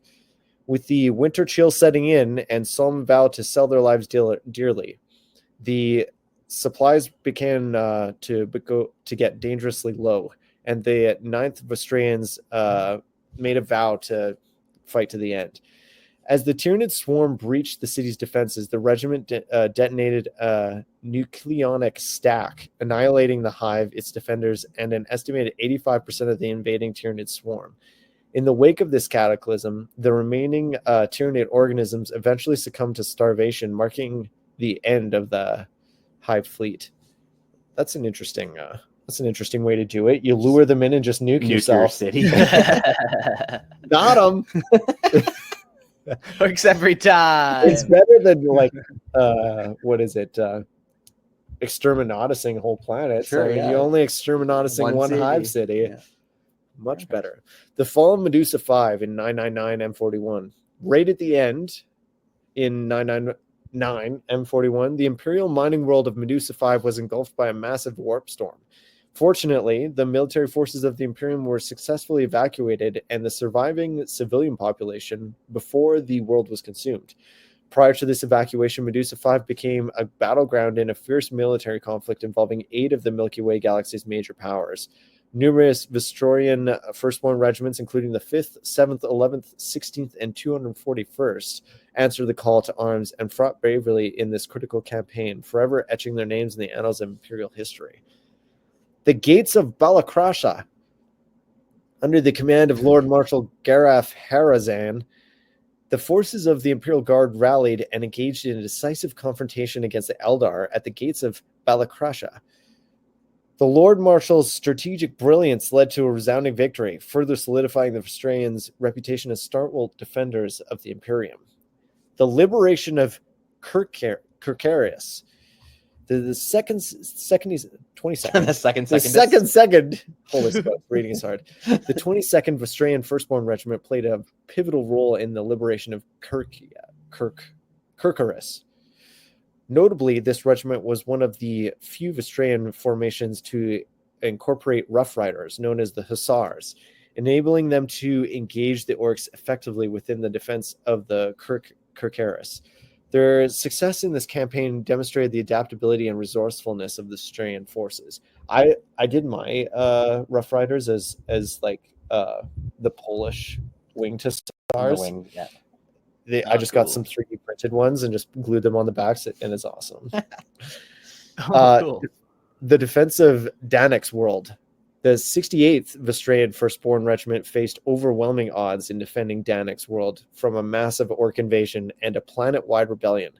The last Imperial records indicate that the regiment's strength dwindled to around 30 effective soldiers, all from the 5th Company, as the bulk of their forces fell victim to treachery and ambush tactics. Captain Gregorius Sebastev, commander of the 5th Company, assumed leadership of the hardened soldiers shortly before they were seconded to the Inquisition. The ultimate fate of these survivors and the legacy of the 68th Regiment remains shrouded in mystery. So if you wanted some inquisitorial Vostroyans, Yeah. I love the idea of that new codex for the agents, Imperial agents. Just the idea of like taking what you need and centering it around a Inquisitor core, is super cool. I wish it worked better as an army that actually could be played well. But it's I feel like that's the right idea. Like yeah. I love that they did that. It's such a cool way of doing it. Like, oh yeah, I really want to run some Sisters of Battle and some Space Marines and some Guard and whatever else I want in just one army. And that's the way, yeah, of course, because that's what an Inquisitor could do. That's a brilliant idea, and I thought that was an awesome way to do it. I just wish it was like more viable. It seems like it's never been good in any edition. Like it's always seems like we get like a Demon Hunter's Codex, and then you get like something that's not. Then you get like an Inquisitor one. They always break it into like these weird blocks where you can never fully get what you want, but whatever. Yeah, I get it. It's probably hard to balance something when you can take everything. I understand why it's tough. I just love the idea of it. Yeah. And even if you just want to do it for narrative reasons, now you got a way of doing it. So. Oh, yeah. We got some notable regiments coming up next. There's a lot of different ones, but I picked a couple of the cool ones, so we're not just like, and this regiment went to this planet. There are some cool ones. The 9th Vostroyan Firstborn Regiment, the Old Inescapables. Forged in the crucible of countless battles, the legendary 9th Vostroyan Regiment, known as the Old... what is that word? Irascibles, I think. I don't know what that word is, Mark, so don't even feel bad. It's like quick to anger, like provoke. Why can't they just be the irritables? Well, that's I think where the word root is probably from. They're like fucking twirling their mustache when they're saying they're like, to sound as old-fashioned as possible. Fuck. Stood as the bulwark of valor and discipline for 3.5 centuries during the turbulent late 41st millennia. Revered across the segmentum obscurus, their indomitable spirit was ultimately tested on the belligerent world of Nimbosa. Around 790 M41, the 9th Vostroyan violently, I guess as well, defended this imperial stronghold. It works. Against the insidious Tau Empire, which sought to annex the world from its ever-expanding dominion. In an act of unfathomable sacrifice, the regiment laid down their lives in relentless defense of the factory city of Polia. Their selfless courage inspired the very populace of Nimbosa, igniting a fierce resistance against the Tau and their insidious vision of the greater good. Reconstituted from the ashes of their prior demise, the 9th Vostroyan faced their final challenge during the fall of Carrick Prime in 998 M41. For 18 grueling months, they held the Hive City against the relentless tide of the Hive Fleet of Hive Fleet Moloch, standing resolute against the tyrannid swarm that stretched like a black tide from the city walls to the far horizon. With midwinter's chill setting in, their munitions dwindling, the men of the 9th Vostroya knew the war is near. The war's end was near.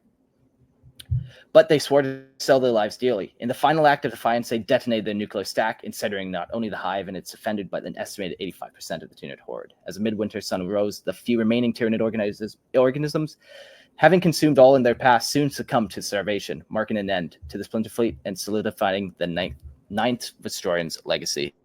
So yeah, just like these guys showed up in a bunch of different places. So I thought I'd highlight them again, that they're like the prime regiment, you know? Yeah. Also the fact that they were destroyed twice. Did they get reconstituted after that? Yeah, I would imagine. Like this, probably they trace their history back to the, founding. I would imagine. Yeah, right, exactly. So then you could also, if you did field them, you're like, yeah, is that legacy of the regiment, even though if you weren't at that battle, obviously, because there were no survivors, like it's in the regiment's history that the new soldiers can like live up to, and like people of the 9th, right? Like it has a storied past. Yeah. The 241st Vostroyan Firstborn Regiment, known as a Say that Legia name, Mark. Zaipawiswanzwani. Oh my Well, god. Let's put that in the group chat Chat. here for everyone to look at that. There we go. Copy and paste that. I do not blame Mark. Or the improvised regiment. Yeah. The improvised regiment, the 241st Vostroyan Regiment, gained a reputation for their adaptability in battle, famous for the ability to adopt the combat styles of various regiments as the circumstances demanded. They became a versatile force on the field when they participated in the campaign of the Fall of Medusa 5. They were led by the determined Colonel Ulrich Zalstenvalve. Sure. Stanislav. Who would guide them through the trials of war. Just a nice all-rounder. Now, this is one of my favorite, I think. The 1054th Vostroyan Firstborn Regiment, the Void Shrikes. In stark contrast to the Vostroyan Brethren, who excel in siege and urban warfare, the 1054th Vostroyan Firstborn Regiment, affectionately dubbed the Void Shrikes, specialized in void siege assaults and combat amongst the stars. Their unique skills set them emerged from the harrowing selection process by the Departamento Militarum, who overlooked their ground warfare background in favor of a mission to besiege a fortified void station of an errant imperial system, Lord Horus Linux. Hey, is that? The results were catastrophic as a regiment suffered immense losses due to the ill-fated command decisions and inadequate equipment, ill-suited for the challenges of space. Yeah, your winter coat's not. Here's your respirator. Get out there, kicks you out the airlock. Yikes.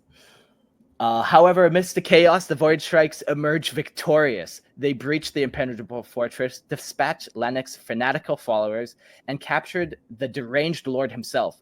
From that day forth, those who survived the conflict became venerated veterans of the Imperial Guard. Their experience bestowed upon them an almost supernatural awareness in the weightlessness of zero-gravity combat. They adapted their standard regimental gear for the Void, issuing rebreathers and modified flak armor capable of brief, airtight sealing. I was joking. I didn't realize that. They just like zip their jacket. Oh dear. In defiance of their doctrine, many soldiers made further modifications to their gear, sacrificing mobility for survival. While officers turned a blind eye, they recognized the value of tradition and the impact of morale. Unfortunately, the Departamento Militarum seldom deployed the Void Shrikes effectively, leading them to a plethora of inappropriate assignments, from subterranean missions. Yeah. Yikes. Or high gravity planets. Like, just they're fucking around with these guys. Despite these challenges, the regiment carved a path of independence through centuries of conflict. Rarely supported by the regiments, they fought as a solitary force, their service record a testament to the resilience and adaptability. In recent years, they found themselves engaged in the Calexis sector, currently preparing for an assault on Starfort Lycurgos, which lay under the control of Severan Dominion General Frederick Constantine. Sure. There's that Severan Dominion again. Yeah. Yeah, okay. That's definitely, we'll add that to the list because they're very cool. There's Severan Dominant. Yeah. The 24th Vostroyan. Sorry, just to quickly interrupt. I feel like there's so many things that we've come across where it's like, man, if I just came into 40K and we just did this episode just now, I'd be like, oh, I'm building that army. Like, and I love that there's so much of this stuff that exists that, because I feel like when I got in the hobby, I didn't know enough. Like, I still barely feel like I know any of the lore, but I feel like there's so many things I didn't know. I was like, I just like the first thing I painted was an ultramarine because of course, right? That's what comes on the box. Yeah. And then I was like, oh, I could make my own. But then there's so many of them that I was like, oh, I wish I was like able to make this one because this one is so well set up and somebody really thought out how this lore is like, because like those guys, they're made for Void, but they just keep getting thrown to the wrong place all the time. That's awesome. Yeah. That's such a great backstory for a regiment. With 3D printing too now, like how hard would it be to just do that slightly different 3D printed head and toss on these guys, or like that just small tweak, you know? Yeah. The 24th Vostroyan Heavy Armored Regiment, the Ironbloods. With an original strength of fewer than 1,500 guardsmen, the 24th Vostroyan Heavy Armored Regiment, known as the Ironbloods, gained fame through the legendary exploits of its tank commanders. One such commander, Astrov Yemenov, distinguished himself during the fierce encounter against the notorious Eldari tank ace, Vathwal Heavenlance, on the hive world of Digis. Isolated from its army, Heavenlance unleashed a storm of devastation upon Yemenov's forces, incinerating entire squadrons of Leman Russ battle tanks with precision lance blasts. Yet, as his company dwindled to below half strength, Yemenov's resolve hardened. He ordered his remaining gunners to unleash a torrential barrage on either side of the zigzagging fire prism, leaving a narrow pathway for Heavenlance to maneuver. It was through this channel that Yemenov found his moment, delivering the killing blow to the Eldari ace. Did that regiment just lose 750 guardsmen to one tank? I don't know if it was the one tank. Maybe it was a bunch. I would like to think so, but it's also 40K. You can never know for sure. Like it might have been. I think they did just. It sounds like one tank. Sounds like one tank. I mean, yeah, if your tank can float and like maneuver erratically, and your tanks are still on shoot treads and using World War I technology. Yeah, with the side sponsors, like fuck. Yeah. Once again, there's a lot of characters. We're gonna jump to the heroes. Maybe go check out like Lexicanum or Wiki or wherever you read it. Maybe there's a bunch of cool characters. List. Yeah, these are the cool three that I kind of like, though. All right.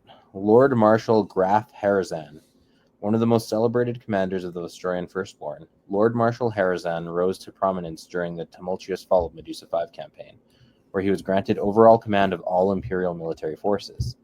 His strategic acumen and charismatic leadership have earned him the respect of his peers and the admiration of his troops, solidifying his legacy as a stalwart defender of the Imperium. For people newer to the hobby, the Medusa 5 campaign was like the Black Crusade. Was that what they call it? It was like a whole campaign. Yeah, what did they call that? Like global campaigin. Yeah. Yeah, like it was. They released a book for it, and like everyone was like playing it at the GWs, and they still allowed you to play in their store. Yeah, it was a pretty cool event. Like it was. Yeah, people will remember the name Medusa 5. Yeah. And this guy was the commander of all the Imperial forces, which is a pretty big honor. And it's when they released kind of the Vostroyan models too, so they were like heavily featured.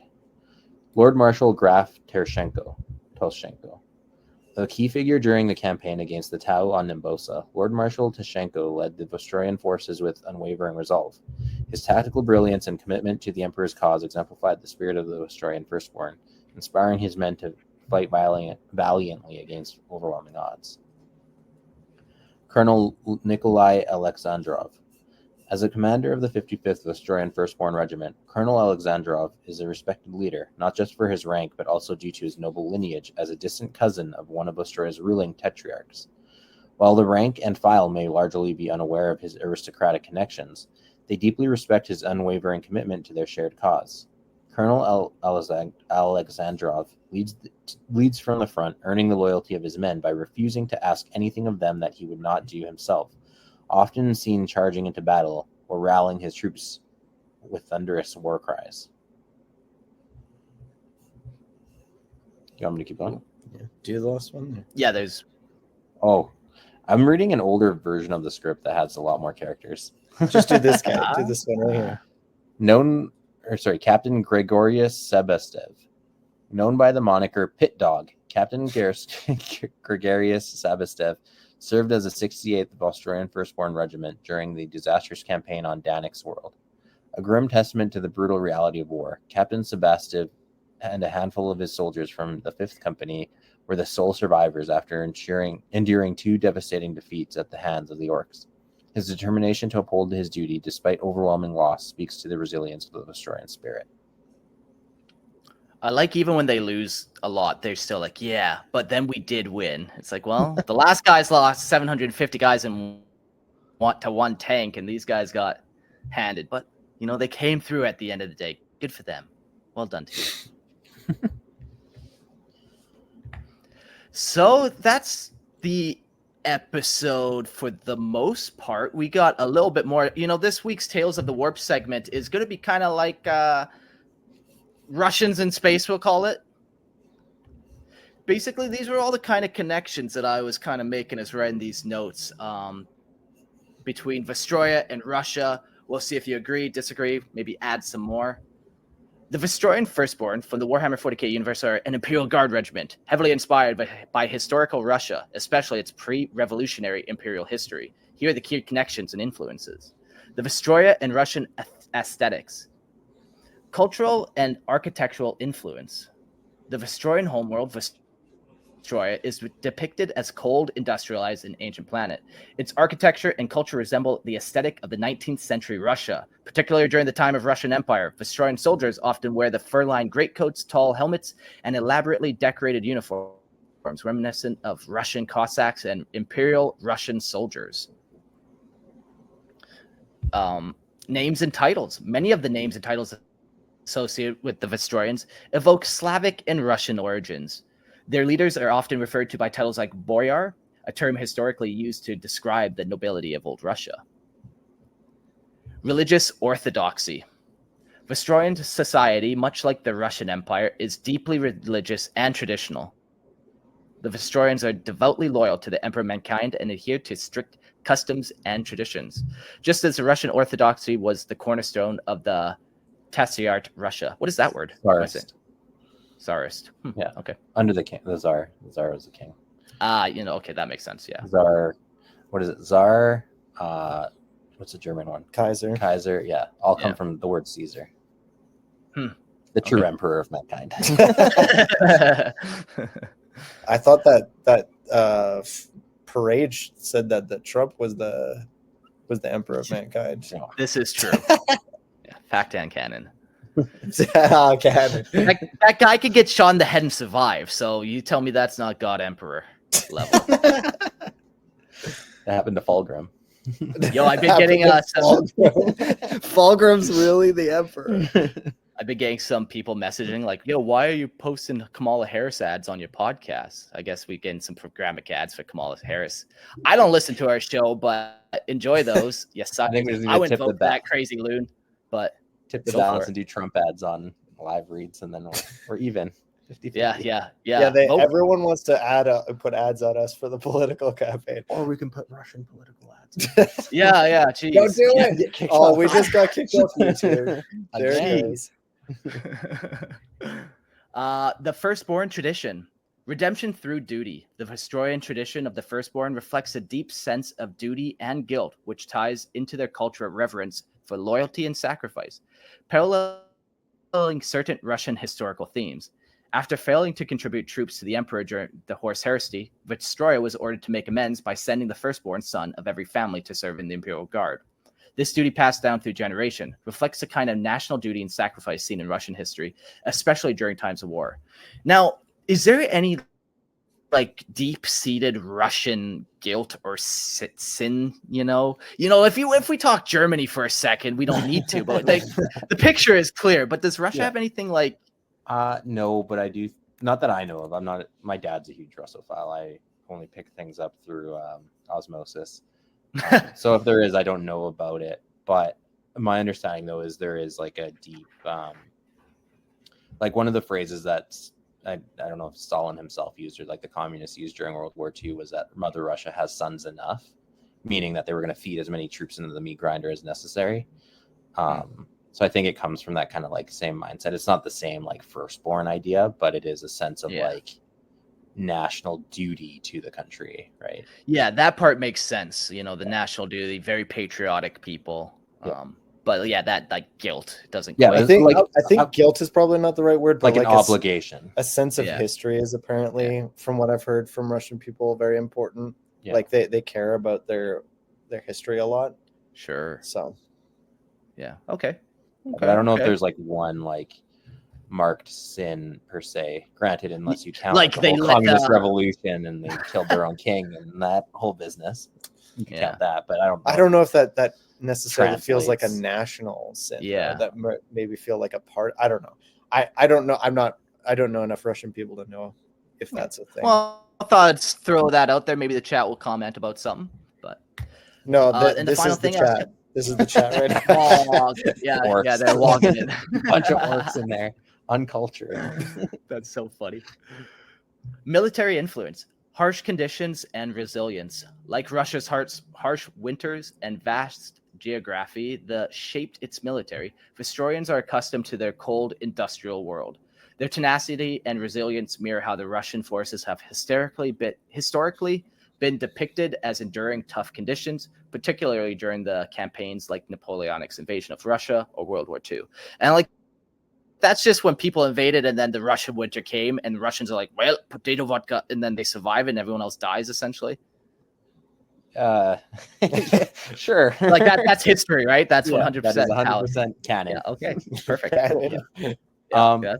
Yeah, I think something that people do neglect is the Russian imperial period, unless like you're really big in the Napoleonic War era. Like the Russian Empire was one of the most dominant forces in Europe, if not the dominant force.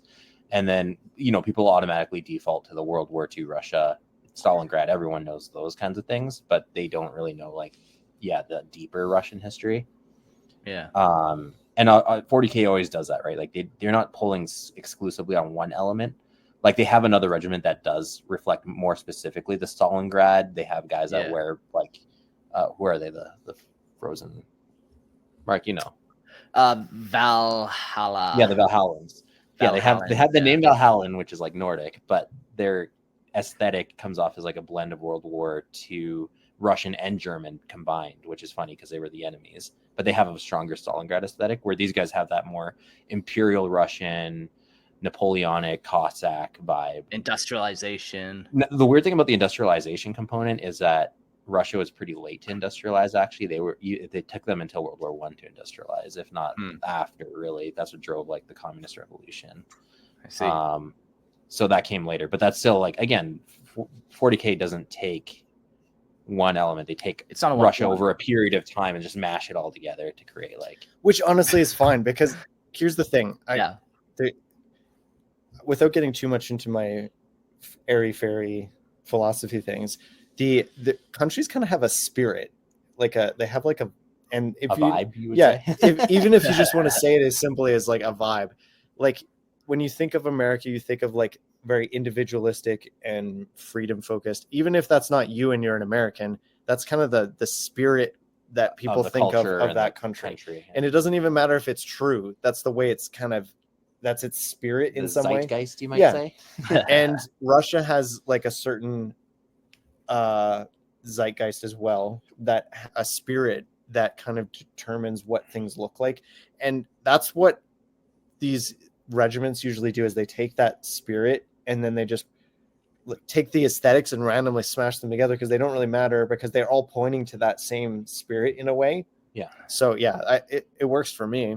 I think it looks Yeah, I think it would be silly if it was like a one-to-one relation. It's cool that they capture a broad range and then make it its own thing. Like, these aren't Russians, they are Vostroyans, right? Sometimes I think that the aesthetic might be too on the nose, but I mean, that's personal taste. I love Black Templars, and that's very on the nose, so take what you can get. What's the zeitgeist of New Zealand? The chat has clearly said Lord of the Rings. That's all we think of. Middle Earth, Lord of the Rings. Somebody's saying rugby. rugby. At least it's not sheep anymore. That's a good one. Oh, man. The final little thought between comparisons is heavy weapons and artillery. Vostroyans are known for their craftsmanship and production of high-quality weapon, much like the Russians' historical emphasis on heavy industry and military production, especially in the Soviet era. But isn't all their shit, like Russia's shit, usually pretty crappy? Not that high quality. That again, depends like when and where you're talking about and what you're talking about. Yeah, like Russia was late to industrialize, so yeah, they were behind everyone technologically in Europe until like, again, the communist revolution. Sure. But things like their tanks, so like their tanks were pretty good. They weren't the best tanks typically. And now I'm not a tank guy, so all the tank historians are probably going to be shrieking. So yeah, like the Germans were known for like the very like over-engineered, like high quality tanks. But the also West they had broke like down all the time. yeah, and well, couldn't because they were replace them. over-engineered, right? So they're overly complicated. But then the West had like very like disposable, like just throw as many tanks as you can get. And the Russians, I think, hit a good in between where they had like a good balance between production and survivability and effectiveness. Yeah, so like not all their stuff was crap. And their stuff works, man. Like the Kalashnikov, the AK-47 is the most used rifle in the world because it's so easy to maintain. It is effective for what it is. And you have purists who are like, oh, you know, they come out with their complaints, but like if it gets used because it works. So like it's known for its like robustness, and that I think is like a Russian hallmark, right? And like their space program did really well too. So yeah, I don't know if it's fair to say. Like I think that's a very modern conception of like, oh, all Russia's stuff is bad. Now I'm gonna get slammed on YouTube again for reading.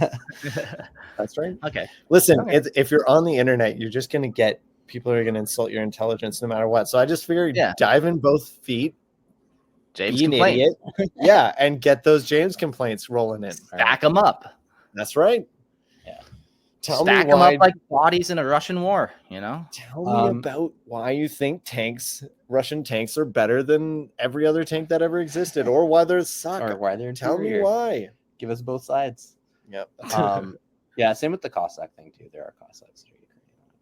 Into the whole history. Don't do it. Don't do it. No, this was like my very like surface level. You know, I threw in some stuff. I'm like, I think it called me on this Cossack thing. I don't even know what the fuck those are. Yeah, exactly. All right. Well, we got some calling guests here. I guess first we will get Jackson. Welcome. Hello, everybody. Oh, hey, how's it going? Good. Can you hear me? Oh yeah, we can hear you. All right. So how's it going? Good. Tell us what you think about the Vostroyans and all their crazy hats. Vostroyans. I did actually have like a few questions for your guys' opinion. So as said previously, the Vostroyan are pretty damn loyal, but like how loyal do you think like they could possibly be? Like in some books, some like wayward Imperial Guard fall to like Chaos Tau, or even like the Night Lords Omnibus say like that was really good. But some like members of the Imperial Guard or just some random people just join the Night Lords when they're like separated from the Imperium. And later in the video, you guys were talking about sometimes the Vostroya like sent out and their ships are lost. And if in like a scenario where are captured by Night Lords or something, do you think they would at least some of them would like throw off like the shackles of the Emperor and join the Night Lords, or do you think they're just loyal to the end? I think no human is incorruptible unless you're part of like a very specific group like the Grey Knights or like Custodes. So no matter how loyal your culture, your people are, they're still human beings at their core and are all corruptible. Now that could be on like a level of degrees. Like it might be harder to corrupt a Vostroyan, or it might take a different, because like they don't really want for anything, so it might be a harder sell if you're like a pleasure god, for example. Or that could be the thing that breaks them. They're like, you know what, life is all miserable. Maybe I do want some pleasure before I die. Yeah. Do they have a higher number of commissars, and that would also help really kind of drive that loyalty home? I think that's a Valhallan thing. I don't know. Well, yeah, the commissars are created in the Scala Virginium. And then assigned out to places. Yeah, and since the Vostroyans are kind of like an Imperium Nihilus, probably not. But I bring that up because Death Corps of Krieg, like, I kind of see similarities between them. And like Death Corps of Krieg are infallible. They're like uncorruptible, mostly because they're brainwashed. Yeah, and like I can also imagine when they're making the Krieg too, you could remove a little bit of that fear portion, that fear instinct genetically. How you would, I don't know, but they're vat growing these guys. So I would imagine it's a little easier to kind of get that like almost soulless vibe, but not quite soulless. But, See, the Krieger are just a different category almost on their own, just because, number one, they are vat born. Number two, they don't even ever take off their masks. they're just like they're a very strange group of people that kind of fit in their own category, and Vostrayans are not like that. I think when it comes down to it, they are people. I feel like their society would be less likely to be corrupted to certain things, but like if a whole bunch of them are going to get killed, maybe a few of them would turn. But one of the things that would go in their favor for being more loyal than most is just how many other campaigns end up in just like mass, all of them are dying and they don't care. They're just willing to sacrifice themselves. In the end, maybe that's more than most regiments, but they're still people. Yeah, that's kind of my stance. Yeah. Like they're probably less likely. You probably won't, like, you would rarely corrupt them, but it's not that they're immune to it completely. Or like maybe you could still corrupt individuals, but like at a regiment level would be that'd really hard to do. Like, yeah, the loyalists will kill you if you even started that. Yeah. All right, sweet. And the other one I had was later. You guys were talking about the how there were tanks in the Vostroyan, and I brought this up in chat. I was like, hold on a second, because after the Horus Heresy reboot, Gilliman, he wrote like a codex for like the guard, and it was like each like regiment or something couldn't have like was like suited to a different thing. Like one regiment was for tanks, one was for guard. And I don't know if that was distributed planet-wise, but like mainly like when you talk about like regiments, like in the codex, like guard are supposed to only be like or like they're each supposed to be in their own regiment, like right, like this one's like exclusive for tanks, this one's exclusive for guard, and that's like Imperium wide, like all regiments are like one thing. So Imperium Nihilus happens, of course, so obviously they're kind of on their own, and they're kind of with the Mechanicus, but like, what are your thoughts on that? Like, do you I think like, you went astray when you said that's Imperium wide for the guard, like that. There's no stock. You're telling me the feral guys that are going to war with their spears and las pistols are regimented the same? Like, yeah, I think it can vary so much. And these guys, yeah, they'll have their tank units. They also have their units mixed in. They also had like that Iron Blood units that almost maybe sounded more like a mechanized unit, more so than like a full tank unit. Like they must have had chimeras with guys inside them to get that many fucking 1,500 guys in that regiment, you know?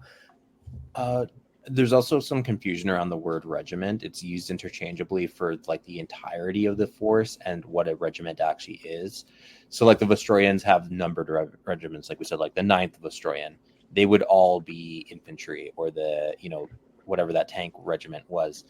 And that's a thing on the author's side. Like this has been a problem with 40K for a long time. Jax, I know exactly what you're saying, where Gulliman kind of broke down the combined arms capabilities of the Imperial Army and then split it up so no one force could rebel. That is, well, you didn't have to explain it so correctly. well, better than me. Yeah. Yeah, but that is what you meant, right? Yeah. Yeah. So yeah, that splitting up is what happened generally to most, if not like 99%. It's the same thing of like there is no hard and fast rules, but it is the truth for the majority of Imperial Guard. For exactly that reason, is if they rebelled, you don't want them to be hyper capable as a combat force. You only lose an infantry regiment. You only lose tanks, but they are going to have trouble with air superiority or have trouble like holding objectives or whatever. But yeah, so that's the common thing with Imperial Guard regiments. So when you talk about Cadia, it's not just one Cadian regiment where they're all infantry. You have Cadian tank regiments. You have Cadian infantry regiments. You have Cadian whatever specialized combat utility they have. So that's kind of where I think that the issue with the word regiment kind of falls. Does that make sense? Yeah, I'm just an idiot. No. It's like I said, it's not even on you, man. It's them using the word regiments interchangeably for multiple things. Yeah, you're not the only one to have thought that. Cool. Yeah. Thanks. And the final like question I had was, how did the Tau get so far into Imperium Nihilus? No, we because, talked like, about that. Yeah, that's what we were talking about, is that they didn't. It was that that event happened before the Cicatrix Maledictum. And they came all the way over, and the Vostroyans came over to the Tau, not the other way around. Yeah. Also, the Tau That'd be- did have those outposts too since the Cicadrix, right, Mark? I'm not a big Tau expert. Yeah. In theory, you could have Tau pop up anywhere. Like they do have like one big starport, I forget what it's called, that does open up across the galaxy. Yeah. And they're transporting people back and forth through that now, but Yeah, I knew there was a note they wrote so that you could always have Tau included in campaigns that they don't belong in. But yeah. Every campaign Alright, Tau don't belong in. Cool. Well, thanks for calling, Jax, and we'll jump thanks, to the next Jax. person quickly. Up next, we got Nero. Welcome. Hey, what's happening, guys? How y'all doing? Good kid. always good to have a Roman emperor join us. Yeah, right. The best Roman emperor too. So I've got a question for you guys. So like the Krieg owe 50 million Kriegsmen per year. So what if the Vostroyans have a particularly bad year with like the birth rates and stuff? I think they're nice. They don't fall in this tithe category because they say just your firstborn. It doesn't matter if you have them or not, really. It doesn't matter how productive it doesn't matter if you have 10 children, they're only taking the first. Like the Imperium the Emperor always gets that first one, you know? So even on the low ones, it doesn't matter. I don't think they really care. I don't think they have that actual number that the Adeptus tithe grades specify, you know? Yeah, and I don't think they're being monitored as closely anymore, especially in the Indominus era. They're not being monitored as to what they're Sure. giving as closely. Yeah, and the incentive is on the homeworld because they resupply their own flesh and blood, and they have that connective thing. It's like, oh, you're not breeding enough? That's your failing. You need to have more kids to support those guys that are out there still fighting, right? Yeah. So I think there's a cultural impetus to keep production on all fronts running at full capacity. Yeah, but also because there's no real word that they're all more or less now grown or anything like that. Sorry, I didn't catch that there. You froze. Oh, sorry. Yeah, they're more. They're not fat grown. They're like naturally. Yeah, they're naturally born. Yeah, Yeah. I got you. Yeah. Interesting. But I was going to say the Imperium is totalitarian enough that I'm sure their planetary governor or the Tetrarchs could like mandate like a certain birth rate or something if they needed to too. They're probably not against that. But since it's the firstborn, it doesn't matter. They just Sure, you but only need one. If you're populate, but it happens generationally. So again, if you don't have kids at all, or if you have only 2 kids, then one goes and one stays, and then he has to try and reproduce. So your numbers I don't think they would have the same cultural issues that like we have today, where people don't have kids. Like in their culture, it's going to be like that's your duty, and that's how you get status in your culture is by having. But you children. have to balance things like food and resources. And I imagine they absolutely. reproduce to the limit, and then maybe there's a family. Sure, and people I'm saying, die, and then they go back up to the limit again. Or like a bad winter hits, or they lose a city. Like any kind of variable could happen that would drop your population. A disease wipes out half. I mean, you hear about how much pollution they have in all the manufactorum worlds. It's amazing that anyone can reproduce naturally anyway. Yeah, they're all irradiated. Yeah. Exactly. That's nice. Yeah, they must. The assumption is they make enough, obviously, to sustain their regiments. So. Sure. I don't think that. Yeah, I don't think they go that in depth in any in any reproductive actual cycles. lore. Well, that just means someone has to write a book. Right. Yeah. Reproductive cycles of Vostroya Perfect. by Christian. How many condoms are included in their war gear? None, because that wouldn't be doing the Emperor's None. duty. We know this. We didn't read it. Cool. Well, I think you got any other questions? Otherwise, we got one more thing. I think that's about it. Yeah, thanks Well, for while jumping you're in. still on here, Nero actually helped do the Dad Hammer editing for all the audio sounds and stuff. So special shout out, man. You made this passion project came to life. Yeah, it was so much fun just getting into all the sounds and everything. Yeah, it was awesome. Yeah, really enjoyed it. There was only one time where we had to like, I think you should change that one, and you picked a really weird laugh for like this like particular plan. For the giggle fern, yeah. The giggle fern, it was like this creepy little girl.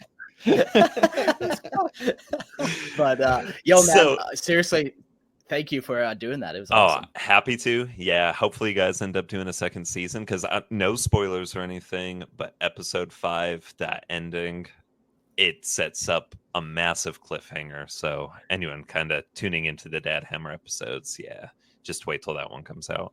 Yeah, very cool. I'll shout your Instagram out one more time. It was, you probably know it. Sure, yeah, it's black.fox.miniatures on Instagram. I'm kind of doing a set of minis that I paint and throw up there. But if anyone wants to chat about Lorehammer or anything or 40K, just you can message me on there. Cool, very cool. Well, I think that is that. Thanks for joining us. Yeah, thank you guys. You all take it easy. See you around. All right, so we've made it to the end. The last little bit of notes here. Go check out Lorehammer Listener Lore. I'm back in Panama, which means more time to do that with me and Gerald. So you can expect new episodes of that coming out pretty quick here. We almost got 200 out. I want to get to 500 before I call it quits. We got a long ways to go. Nice. Yeah. Sorry, I lost the notes. Yeah, if you like me or what I have to say and you like Star Wars, come join us at Star Lores. You needed a note for that, didn't you? James just elbowed me in the ribs. That's so funny. But yeah, come check us out if you want to talk Star Wars and at Star Lores, the podcast. Yeah. And here's my contribution, jamescomplaints@gmail.com. I do have one today, a particularly spicy one. Has lots of cussing and swearing and anger. I wonder, do people even like our show? We get so many of these. So many of these, yeah. Yeah. Are you guys okay out there? Everyone's just hate need a watching us. I'll take the hate watches. All right. So I'm gonna bring this in from Oliver. To whom it may concern, longtime listener, first time emailer. That's always good because repeats. I mean, it must get boring. Anyway, I'm absolutely appalled with the state of the James Complaints segment. Well, now you're a part of it, so be appalled at yourself. From 1 week with no complaints and a second with a low energy flavor shifted rendition of the infamous Rick and Morty copy pasta, the complaints in general lack the vitriol and fury that is justly deserved, and I aim to do my best to rectify that immediately by firing off some of my complaints about each and every one of you. Buckle up, guys. Buckle up. All right. Here Can I we just go. remind everyone that it is James Complaints. No, we all get a taste when James Complaints gets emailed. Mark, I find your voice high-pitched and grating. Your understanding of lore is often lacking, and the amount of times I hear, I don't know, man, is frankly far too much for a man in your position. Shape up and get your effing shit together. And know the answers to every question, regardless of whether there's an answer in the lore or not. Christian, too often I've heard this will be your last episode, and I have long awaited for that to be true. My overwhelming joy when I found out that Lorehammer had returned was irreparably marred by the announcement that you would be a permanent host. I'm utterly disgusted by the lies about this Lorehammer that Lorehammer has perpetuated for years. And James, fuck. What do I say about the infamous mantis shrimp? I find your cocky attitude towards James Complaints irritating. I find your love of Primaris Marines cringe-inducing, and I find the way that you tried to keep everyone on track in the last episode, frankly, a huge bummer. I wish all of you the very worst, and I hope that all of you live with 2 to 3 weeks of hot pillows and stub toes. As for my general complaint, it is in fact largely directed more to the audience. I sat through 2 hours of unintelligible babbling about some sort of demon or something, only to find out a subpar low-effort James Complaints at the end. It is my hope that this particular James Complaint raises the bar for all of you, and that the future James Complaints will be so hurtful, so vitriolic, and so cruel and unhinged that every single member of Lorehammer needs therapy. Oh, we already did. Wishing you all, once again, nothing but the worst. Go fuck yourselves, Oliver. P.S. Every release without Eric brings me great sadness. I should very much like to hear another barely restrained fight between Mark and him. P.P.S. What happened to the bonus episodes? I disrespectfully request that we get a James Complaints centered bonus episode. That'd be something. I don't even know what that would be. 4 hours of just reading these fucking things. PPPS. God. Imperial Knights have been done. Do something more interesting like Space Wolves 2.